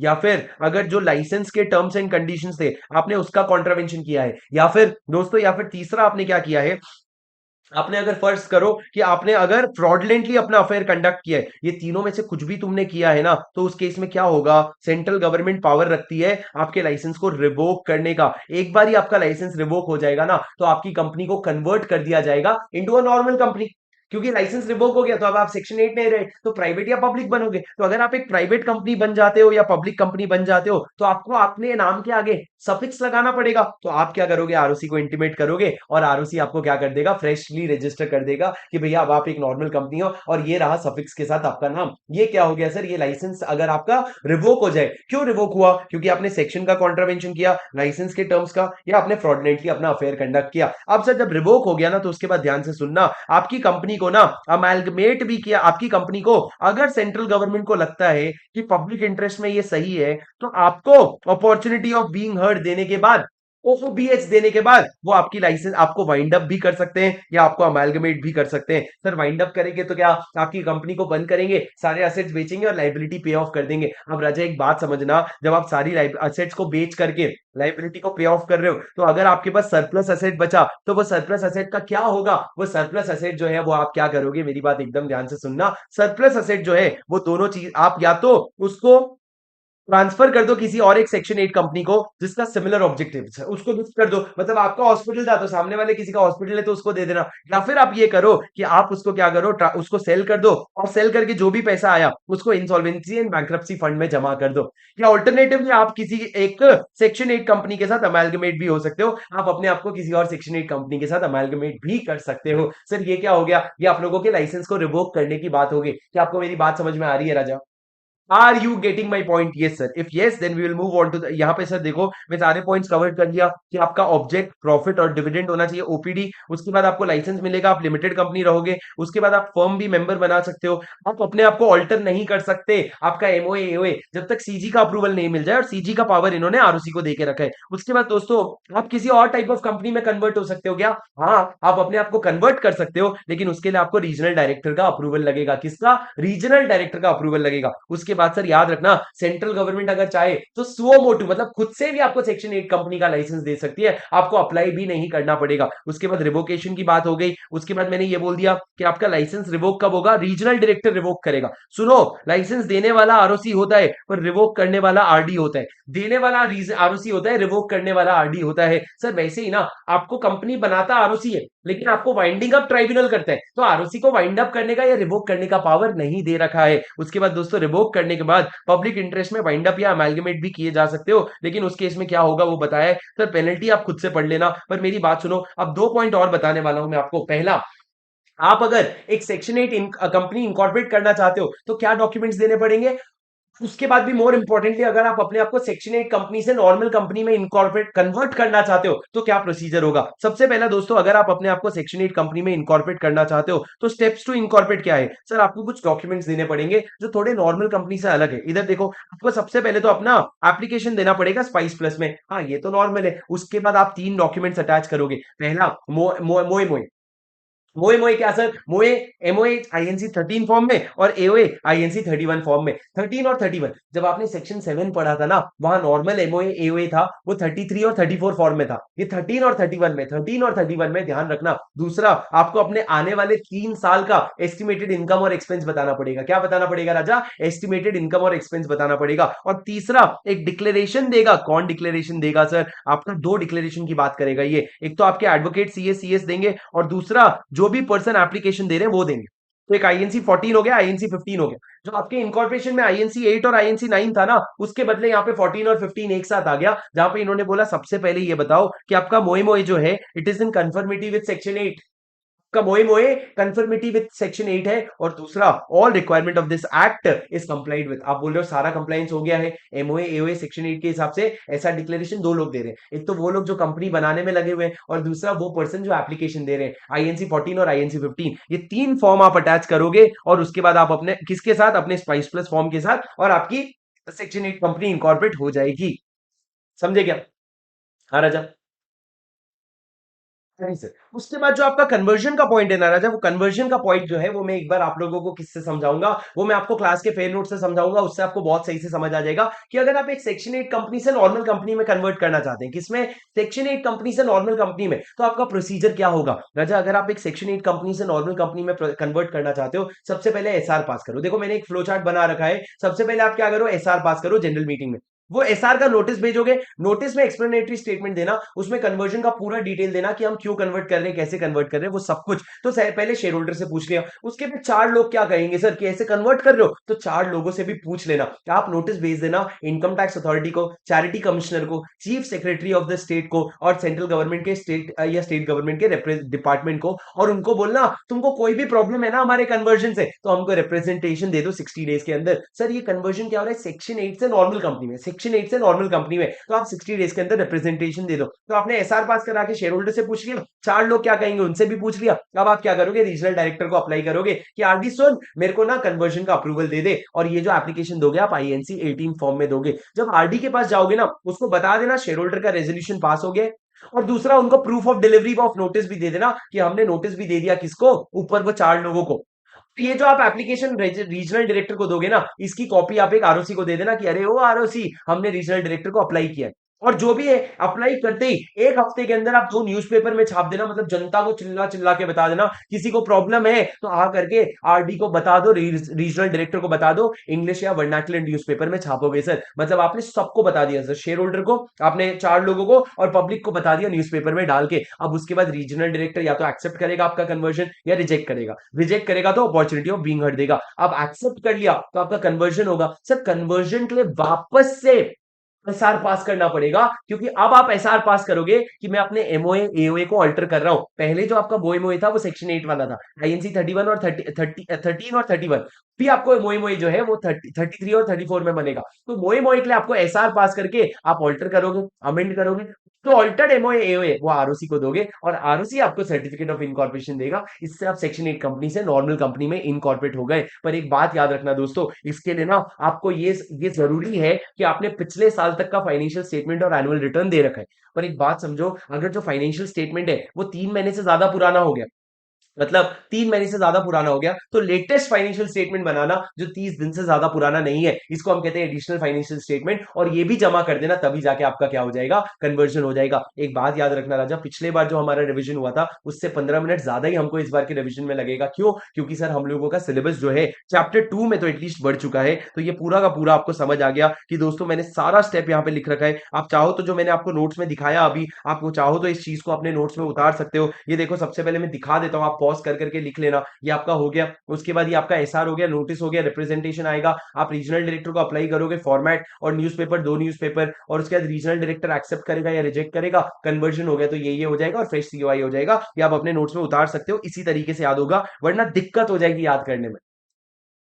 समझे सर? ये क्या हो गया, ये आपका प्रोविजन हो गया पूरा का पूरा सेक्शन 7 8 का। दोस्तों सेक्शन 9 और 10 भी आपके एग्जाम में आ रखा है। 9 क्या कहता है, इफेक्ट ऑफ रजिस्ट्रेशन। आप जब अपनी कंपनी को रजिस्टर करवा लेते हो, जब आरओसी आपको सर्टिफिकेट ऑफ इनकॉर्पोरेशन देता है, तो क्या इफेक्ट होता है दोस्तों, जो आपके शेयर होल्डर है ना, वो एक बॉडी कॉर्पोरेट बन जाते हैं। कैसे? आपके शेयर होल्डर को इकट्ठा करके हम कंपनी बोलते हैं, और कंपनी क्या होती है, एक बॉडी कॉर्पोरेट होता है। और कंपनी का क्या नेचर, अब कंपनी का क्या होता है सर, कंपनी भी एक बॉडी कॉर्पोरेट है, तो उसको परपेचुअल सक्सेशन मिल जाता है, प्रॉपर्टी अपने नाम पे होल्ड कर सकती है, सू कर सकती है और can be sued, enter into contracts, वो सारा उसको सेपरेट लीगल स्टेटस मिल जाता है। तो आपके शेयर होल्डर्स को मिला करके एक बॉडी कॉर्पोरेट बोलते हैं। मतलब इंडिविजुअल शेयर होल्डर इंसान होता है, पर इकट्ठा शेयर होल्डर को हम बॉडी कॉर्पोरेट बोलते हैं। ये आपका effect of registration of COI company होता है। और इफेक्ट ऑफ रजिस्ट्रेशन ऑफ मोए क्या होता है सर, मेमोरेंडम के रजिस्ट्रेशन का इफेक्ट क्या होता है, मेरी बात एकदम ध्यान से सुनना कि सर आपके जो कंपनी है और वो मेंबर्स से बाइंड हो जाते हैं, the company is bind to the members and members is bind to the company, ये हो जाता है जब आपका मोए रजिस्टर हो जाता है। पर एक और बात याद रखना, all the money is payable by the members to the company shall be debt due from him to the company. ऐसा माना जाएगा कि कंपनी को उधार दिया हुआ है और कंपनी से उधार लिया हुआ है और वो पैसा वापस करना है। तो जो भी पैसा आपको देना है ना, जैसे कि मान लो आपने शेयर खरीदा 10 रुपए का, 6 रुपए दिया है, 4 रुपए बाकी है, तो जो 4 रुपए बाकी है उसको डेट ड्यू माना जाएगा। मतलब कंपनी आपसे निकलवा के ही रहेगी, जैसे कि रिकवरी ऑफ डेट करती है वैसा रिकवरी कर लेगी। पर याद रखना सर, एक कंपनी मेंबर की तरफ बाइंड है और वैसा वर्सा, मतलब मेंबर कंपनी की तरफ बाइंड है, पर मेंबर्स आपस में बाउंड नहीं होते। मैं भी रिलायंस का मेंबर हूं, आप भी रिलायंस के मेंबर हो, तो हम दोनों एक दूसरे से कोई बाइंडिंग नहीं है, हम दोनों कंपनी के टुवर्ड्स बाउंड है, ये याद रखना। उसके बाद दोस्तों सेक्शन 10A क्या कहता है, छोटे छोटे सेक्शन से सेक्शन 10A कहता है कमेंसमेंट ऑफ बिजनेस। आप अगर एक कंपनी हो तो आप अपना बिजनेस तब तक शुरू नहीं करोगे, a company shall not commence any business और shall not exercise any borrowing power. ना तो आप किसी से पैसा लोगे, ना तो आप धंधा शुरू करोगे, ना तो किसी से पैसा लोगे, जब तक दो चीजें कर दो। इधर देखो, मेरी आंखों में देखा कर, जब मैं बात करता हूं मैं वो लौंडा हूं जो तेरे साथ पढ़ता हूं। इधर सुनो भाई मेरी बात, क्या कहा मैंने, अगर आप अपना बिजनेस कमेंस कर रहे हो ना राजा, तो दो चीजें आपको करनी पड़ेगी। सबसे पहले 180 दिन के अंदर करना पड़ेगा, दूसरा 30 दिन के अंदर करना पड़ेगा। 180 दिन के अंदर क्या करोगे, डायरेक्टर्स का अप्रूवल ले लेना। किसका राजा, डायरेक्टर्स का अप्रूवल ले लेना। क्या कि भैया जो सब्सक्राइबर्स थे, जो उन्होंने वादा किया था, जो वादा किया है वो निभाना पड़ेगा। क्या उन्होंने कंपनी में पैसे ला करके कंपनी के शेयर्स ले लिए हैं, ऐसा डिक्लेरेशन एक डायरेक्टर को देना पड़ेगा। सर ये सेक्शन 10A है, तो डिक्लेरेशन आप दोगे आईएनसी 20A में। और ये जो डिक्लेरेशन है इसमें एक सीए का वेरिफिकेशन भी लगेगा, उसके बिना डिक्लेरेशन की वैलिडिटी नहीं है। एक डायरेक्टर डिक्लेरेशन देगा 180 दिन के अंदर कि सब्सक्राइबर ने पेड अप कर दिया है, पैसा दे दिया है। दूसरा, the company has filed with the ROC a verification. आपको जो रजिस्टर्ड ऑफिस का वेरिफिकेशन करवाना होता है वो भी आपने 30 दिन के अंदर करवा लिया है, ऐसा आपको ये वेरिफिकेशन करवाना पड़ेगा। दोनों हो गया तो आप बिजनेस शुरू कर लेना, वरना उसके बिना कर लिया तो डिफॉल्ट का आपको पेनल्टी लग जाएगा। पेनल्टी आप लोग खुद से पढ़ रहे हैं राजा। उसके बाद मैंने क्या कहा, अगर आपने 180 दिन के अंदर डिक्लेरेशन भी नहीं दिया और आरजी आपको आरओसी को लग रहा है आपने बिजनेस भी शुरू नहीं कर रखा है, तो आपने डिक्लेरेशन भी नहीं दिया, बिजनेस भी शुरू नहीं कर रखा है, तो मतलब आप शेल कंपनी हो, तो आरओसी क्या करेगा, आपका नाम का रिमूवल कर सकता है from the register of company. आपका नाम सीधा सीधा काट देगा क्योंकि तूने झूठी मूठी कंपनी बनाई है। अब सर ये डिक्लेरेशन का फॉर्म आईएनसी 2020A होगा and it will be verified bye CS और कॉस्ट अकाउंटेंट इन प्रैक्टिस। ये वेरीफाई करके आपको देंगे। और नीचे लिखा है सर, अगर किसी और रेगुलेटर का अप्रूवल भी चाहिए, अगर मान लो आपको आरबीआई वगैरह का अप्रूवल भी चाहिए था, तो जो आप आईएनसी 20 ए में डिक्लेरेशन दे रहे हो ना, उसके साथ वो अप्रूवल भी अटैच करके देना, वरना आप मत देना। समझे क्या सर? उसके बाद आगे बढ़ते, मेरी बात ध्यान से सुनना। सेक्शन 12 और 13 एक साथ मिला करके पढ़ेंगे सर। ध्यान से सुनोगे तो सेक्शन 13 आराम से खत्म हो जाएगा। सेक्शन 13 क्या कहता है? सेक्शन 13 कहता है कि भैया ऑल्टरेशन ऑफ एमओए, अगर आपको एमओए का ऑल्टरेशन करना है, बस ये दो मेजर सेक्शन अपने कवर हो जाएंगे तो ये चैप्टर का सबसे बड़ा चंक खत्म हो गया। सेक्शन 13 क्या कहता है? Alteration of MOA. दोस्तों अगर आपको एमओए का ऑल्टरेशन करना है तो आपको एसआर और सेक्शन 13 के बाकी कंडीशन का कंप्लायंस करना पड़ेगा। सेक्शन 13 तीन चीजों की बात करता है। एक तो सबसे पहले नेम क्लॉज की बात करता है, दूसरा उसके बाद स्टेट क्लॉज की बात करता है, तीसरा ऑब्जेक्ट क्लॉज की बात करता है। नेम क्लॉज के बारे में कहता है कि अगर अगर आपको मैं नोट से पढ़ा दूं एक बार जो हमने क्लास में पढ़ा था, ताकि आपके चार्ट्स में सारी चीजें लिखी हुई मिल जाए आपको। हाँ सर, ये देखो, अगर आप अपने नेम क्लॉज का ऑल्टरेशन कर रहे हो तो कंपनी को क्या करना पड़ेगा? सेंट्रल गवर्नमेंट का अप्रूवल लेना पड़ेगा। आप अप्रूवल लोगे इन द फॉर्म आईएनसी 24। आप आईएनसी 24 दोगे, आप अप्रूवल लोगे सर। आरओसी का अप्रूवल मिल जाने के बाद, सॉरी, सेंट्रल गवर्नमेंट का अप्रूवल मिल जाने के बाद आप आरओसी को इंटीमेट करोगे कि सीजी का अप्रूवल मिल गया, और सीजी जो है, आरओसी जो है, आपको नया सर्टिफिकेट ऑफ इनकॉर्पोरेशन देगा नए नाम के साथ। मैंने आपको रिलायंस का दिखाया था कि पहले रिलायंस का नाम माइन आइलॉन था, फिर रिलायंस टेक्सटाइल हुआ, फिर रिलायंस इंडस्ट्री हुआ, तो हर बार उसको फ्रेश सीओआई मिलता है। अब दोस्तों अगर आप एक कंपनी हो तो आईएनसी 24 में अप्लाई करोगे, और आईएनसी 24 में अप्लाई करने के बाद आईएनसी 25 में आपको सीओआई मिलेगा। पर दोस्तों एक बात बताओ, क्या अगर आपका चेंज सिर्फ इतना है कि आप अपना सफिक्स ऐड कर रहे हो या रिमूव कर रहे हो, प्राइवेट लिमिटेड या लिमिटेड, ये वर्ड ऐड कर रहे हो या रिमूव कर रहे हो, तो आपको किसी के अप्रूवल की जरूरत नहीं पड़ेगी। आप बस इंटीमेट कर देना आरओसी को, और आरओसी आपको सीओआई दे देगा। क्या आप मेरे साथ बने हुए हैं? हाँ सर, ये क्या हो गया? नेम चेंज 24 25 याद रखना। उसके बाद दोस्तों ये फॉर्म्स पहले नहीं थे, अब ऐड हुए हैं। अब दोस्तों उसके बाद समझो, अगर आप अपना रजिस्टर्ड ऑफिस शिफ्ट कर रहे हो, रजिस्टर्ड ऑफिस शिफ्ट करके स्टेट सेम है, तो आपको सेक्शन 12 देखना पड़ेगा। और अगर आपका स्टेट चेंज हो रहा है, मान लो आप कर्नाटका से महाराष्ट्र आ रहे हो, जैसे कि रिलायंस आया था, तो आपको क्या करना पड़ेगा? इधर ध्यान से देखो। सबसे पहले सर आपका कंपनी जो है वो सेंट्रल गवर्नमेंट के पास जाएगा और बोलेगा, ए सीजी मेरे को स्टेट चेंज करने देना। सर सीजी ने अपना पावर किसको दे रखा है? आरओसी को नहीं, यहाँ पे रीजनल डायरेक्टर को दे रखा है, क्योंकि दो स्टेट इन्वॉल्व है, तो दो अलग अलग आरओसी है। किसको दोगे? तुमने बोला रीजनल डायरेक्टर को दे दो। रीजनल डायरेक्टर को क्या करना पड़ेगा? 60 डेज के अंदर अप्रूवल देना पड़ेगा। सर कौन से फॉर्म में जाओगे? आईएनसी 23 में। जैसे ही आप सीजी के पास जाओगे तो सीजी क्या करेगा? आपको रिवर्ट करेगा। 60 डेज के अंदर आपको क्या करना पड़ेगा राजा? 60 डेज के अंदर रीजनल डायरेक्टर जो है ना, वो यूं ही नहीं दे देगा आपको अप्रूवल। सर वो क्या करेगा? आपसे क्रेडिटर का लिस्ट मंगवाया होगा, वो क्रेडिटर का कंसेंट चेक करेगा, या फिर चेक करेगा कंसेंट नहीं है तो क्या सफिशिएंट प्रोविजन बना रखा है बुक्स में, नहीं है तो क्या उनको एडिक्वेट सिक्योरिटी दे रखा है। ये तीनों चीजें चेक करेगा और उसके बाद ही आपको अप्रूवल देगा। एक बार अप्रूवल मिल जाएगा तो कंपनी क्या करेगा? आरओसी के पास जाएगा, और आरओसी बोलेगा, आरओसी को बोलेगा, देख रीजनल डायरेक्टर का अप्रूवल आ गया। आप आरओसी के पास 30 डेज के अंदर जाओगे आईएनसी 28 लेके। और आरओसी कौन सा वाला सर? दोनों स्टेट के आरओसी के पास जाओगे, कर्नाटका भी, महाराष्ट्र भी।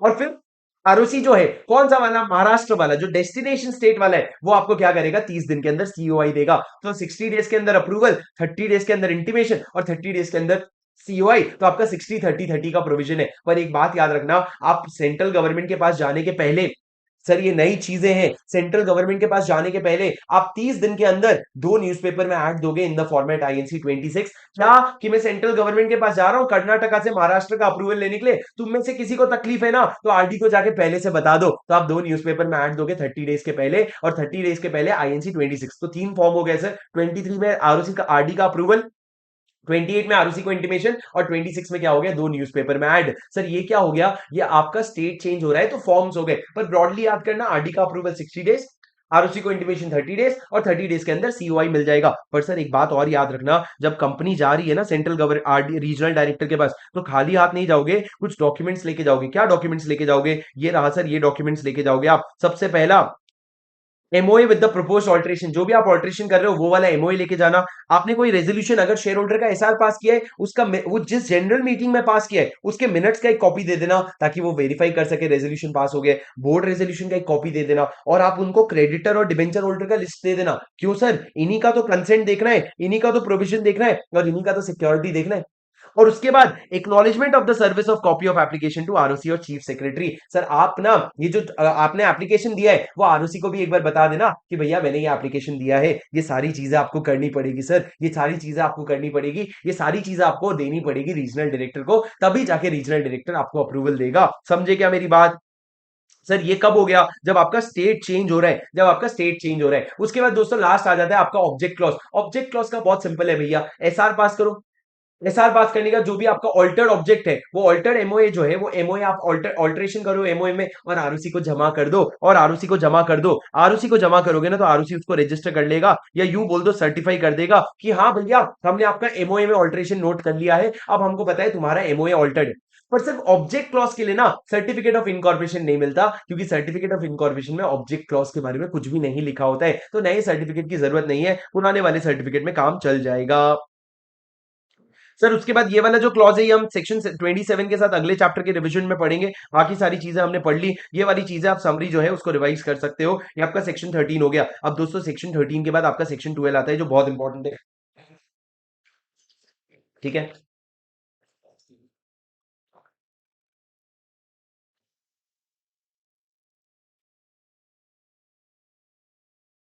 दोस्तों मेरी बात एकदम ध्यान से सुनना। सेक्शन 12 क्या कहता है? सेक्शन 12 बात करता है रजिस्टर्ड ऑफिस के बारे में। सेक्शन 12 रजिस्टर्ड ऑफिस के बारे में ये कहता है कि जैसे ही आपकी कंपनी इनकॉर्पोरेट हो जाती है उसके 30 दिन के अंदर आपको एक रजिस्टर्ड ऑफिस इनकॉर्पोरेट करना पड़ता है और वेरीफाई करवाना पड़ता है। क्या करवाना पड़ता है? वेरीफाई। इनकॉर्पोरेट भी करवाओ और वेरीफाई भी करवाओ 30 डेज के अंदर। बहुत इंपॉर्टेंट है सर, एमसीक्यू में आएगा ये, यही आएगा आपके एमसीक्यू में। 30 दिन के अंदर वेरीफाई। वेरीफाई मतलब क्या? तू रेंटल अग्रीमेंट सबमिट कर दे, इलेक्ट्रिसिटी बिल सबमिट कर दे, जो भी कर दे। उसके बाद चार चीजें और बोलिए। शो ऑफ करो। क्या?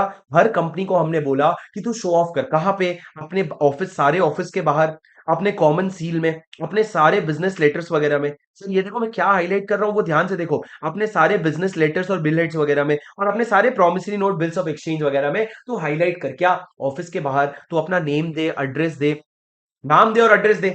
कौन से लैंग्वेज में दोगे तुम? लेजिबल लेटर्स में दो, जो भी लैंग्वेज वहां पे लोकली यूज होता है उसमें। और कॉन्स्पिशियस पोजीशन में दिखाना, मतलब ऐसी जगह जहां पे नाम पढ़ने में आए, ये आपको करना पड़ेगा, आपको अपना नाम दिखाना पड़ेगा। दूसरा, आपने जो कॉमन सील अगर बना रखा है उसमें अपना नाम एनग्रेव करवाओ, नाम छपवाओ उसमें। वो नाम दोगे सर, एड्रेस वगैरह नहीं दोगे कॉमन सील में। तीसरा, आपके जो भी bill heads, business bill heads हैं, वहां पे हर जगह पे अपना नाम दो, एड्रेस दो, और साथ में सिन नंबर, टेलीफोन नंबर भी दो। बिजनेस लेटर हेड्स में तो ये सारी चीजें आती है। और चौथा, प्रॉमिसरी नोट वगैरह में ना आप अपना नाम दो। ये सारी चीजें हमने बोली है कि ये डिस्प्ले कर भाई। कहाँ कहाँ पे सर? चार जगह। एक तो ऑफिस हो गया, सील हो गया, उसके अलावा आपके बिजनेस लेटर हेड्स हो गए, इसको मैं एल डाल देता हूं, और आपके bills of exchange, promissory note वगैरह में। ये सब जगह पे आपको क्या करना पड़ेगा? शो ऑफ करना पड़ेगा। सर बेसिक प्रोविजन है, कोई रॉकेट साइंस इसमें नहीं है। और एक बात याद रखना, अगर पिछले 2 साल में आपका नाम कभी भी चेंज हुआ है तो ब्रैकेट में पुराना नाम भी दिखाना कि formerly known as, formerly known as. और अगर 1% कंपनी हो तो आप नीचे नाम के नीचे 1% कंपनी जरूर लिख देना। उसके बाद दोस्तों मेरी बात ध्यान से सुनो। आपका चेंज इन रजिस्टर्ड ऑफिस क्या कहता है? चेंज इन रजिस्टर्ड ऑफिस ये कहता है कि राजा, अगर आप अपना आरओ चेंज कर रहे हो, एक जगह से दूसरी जगह चेंज कर रहे हो, तो आपको आरओसी को इंटीमेट करना पड़ेगा आईएनसी 22 में। सर इतने सारे फॉर्म्स याद होंगे क्या जो मैंने अभी तक बताए ना? वो अगर आप नोट्स में चार्ट के फॉर्म में क्लास में लिखे हो तो वो फॉर्म्स को एक अलग कोड से, कलर से हाईलाइट कर दो। जब जब जब आप देखोगे तो धीरे धीरे दो रिविजन करोगे तो याद हो जाएगा, पर रैंडमली अगर चीजें याद करोगे तो नहीं होगा। अब दोस्तों याद रखना, स्टेट क्लॉज चेंज होने का क्या प्रोविजन है सर, मैं आपको इधर नोट्स में बताता हूं मेरे, प्लीज मेरी बात ध्यान से सुनना। दोस्तों, अगर आपका रजिस्टर्ड ऑफिस चेंज हो रहा है, लेकिन रजिस्टर्ड ऑफिस चेंज होके भी सेम स्टेट के अंदर है। सर इधर देखो, इधर देखो, अगर रजिस्टर्ड ऑफिस चेंज होकर के भी सेम स्टेट के अंदर है, मतलब आप महाराष्ट्र के अंदर ही हो, लेकिन अगर आपका रजिस्टर्ड ऑफिस चेंज हो रहा है जो अभी मुंबई में है, तो सवाल ये है कि आप with in local limits of city भी हो, मतलब आपका जो सिटी, टाउन या विलेज है उसके लोकल लिमिट्स के अंदर ही हो, हाँ, तो ना तो आपको शेयर होल्डर से पूछना है ना गवर्नमेंट से पूछना है, बोर्ड रेजोल्यूशन से काम हो जाएगा। लेकिन अगर आप लोकल लिमिट्स के बाहर जा रहे हो तो एक बहुत बड़ा सवाल आता है, आरओसी चेंज होता है कि आरओसी सेम हो रहे हैं? मतलब आप महाराष्ट्र के अंदर हो लेकिन लोकल लिमिट्स के बाहर जा रहे हो, तो सर आरओसी वैसे तो सेम रहेगा। आपके दो स्टेट है जहां पे आरओसी चेंज हो सकता है, एक तो महाराष्ट्र में और एक तमिलनाडु, क्योंकि महाराष्ट्र में मुंबई और पुणे है और तमिलनाडु में कोयम्बटूर और चेन्नई है। ये दो दो आरओसी है सर, तो वहां पे बस ये दो सिचुए, महाराष्ट्र और तमिलनाडु में स्टेट के अंदर अगर घूम रहे हो तो आरओसी चेंज होने के चांसेस है। मान लो सबसे पहले आरओसी चेंज नहीं हो रहा है, मतलब आरओसी सेम है, मतलब मुंबई वाला ही आरओसी है, तो भैया देखो बोर्ड रेजोल्यूशन लगेगा और शेयर होल्डर से पूछ लेना। शेयर होल्डर से कब पूछोगे सर? जब भी आप आउटसाइड द लोकल लिमिट जाओगे ना, आप एसआर पास करोगे। लेकिन शेयर आपको सेंट्रल गवर्नमेंट से पूछने की जरूरत नहीं है, क्योंकि आरओसी तो सेम है। लेकिन अगर आरओसी भी चेंज हो रहा है ना, तो बोर्ड रेजोल्यूशन और एसआर तो पास करोगे ही, लेकिन सेंट्रल गवर्नमेंट से भी पूछोगे। और कैसे? सुनो, आप कंपनी एप्लीकेशन देगी आरडी को, सेंट्रल गवर्नमेंट को, सेंट्रल गवर्नमेंट 30 दिन के अंदर अप्रूवल देगा, 30 नहीं 60 है। और फिर कंपनी जाएगी आरओसी के पास, 60, सॉरी 60 नहीं 30 है। सेंट्रल गवर्नमेंट सेक्शन 13 में 60 डेज में अप्रूवल देता था, यहाँ पे 30 दिन में देगा। क्यों? क्योंकि वहां पे उसको कंसेंट, प्रोविजन, सिक्योरिटी ये सब चेक करना था ना, यहाँ पे वो सब फालतू प्रोविजन नहीं है। 30 दिन के अंदर फट से अप्रूवल दे देना। जब सीजी ने अपना काम जल्दी कर लिया है, तो तू अपना काम सो के कर ले। तू अपना काम सो के कर ले। तो 60 दिन के अंदर आरओसी को बताना, और आरओसी 30 दिन के अंदर सीओआई देता ही है आपको, तो आपका 30-60-30 हो गया। समझे क्या सर? और एक बार आपको सर्टिफिकेट ऑफ इनकॉर्पोरेशन मिल गया ना, it is a conclusive evidence that all the procedure has been complied with. जो भी आपको फॉर्मेलिटी करनी थी वो आपने कर लिया है, ऐसा मान लिया जाएगा। सर ये आपका पूरा का पूरा सेक्शन 12 हो गया। ठीक है।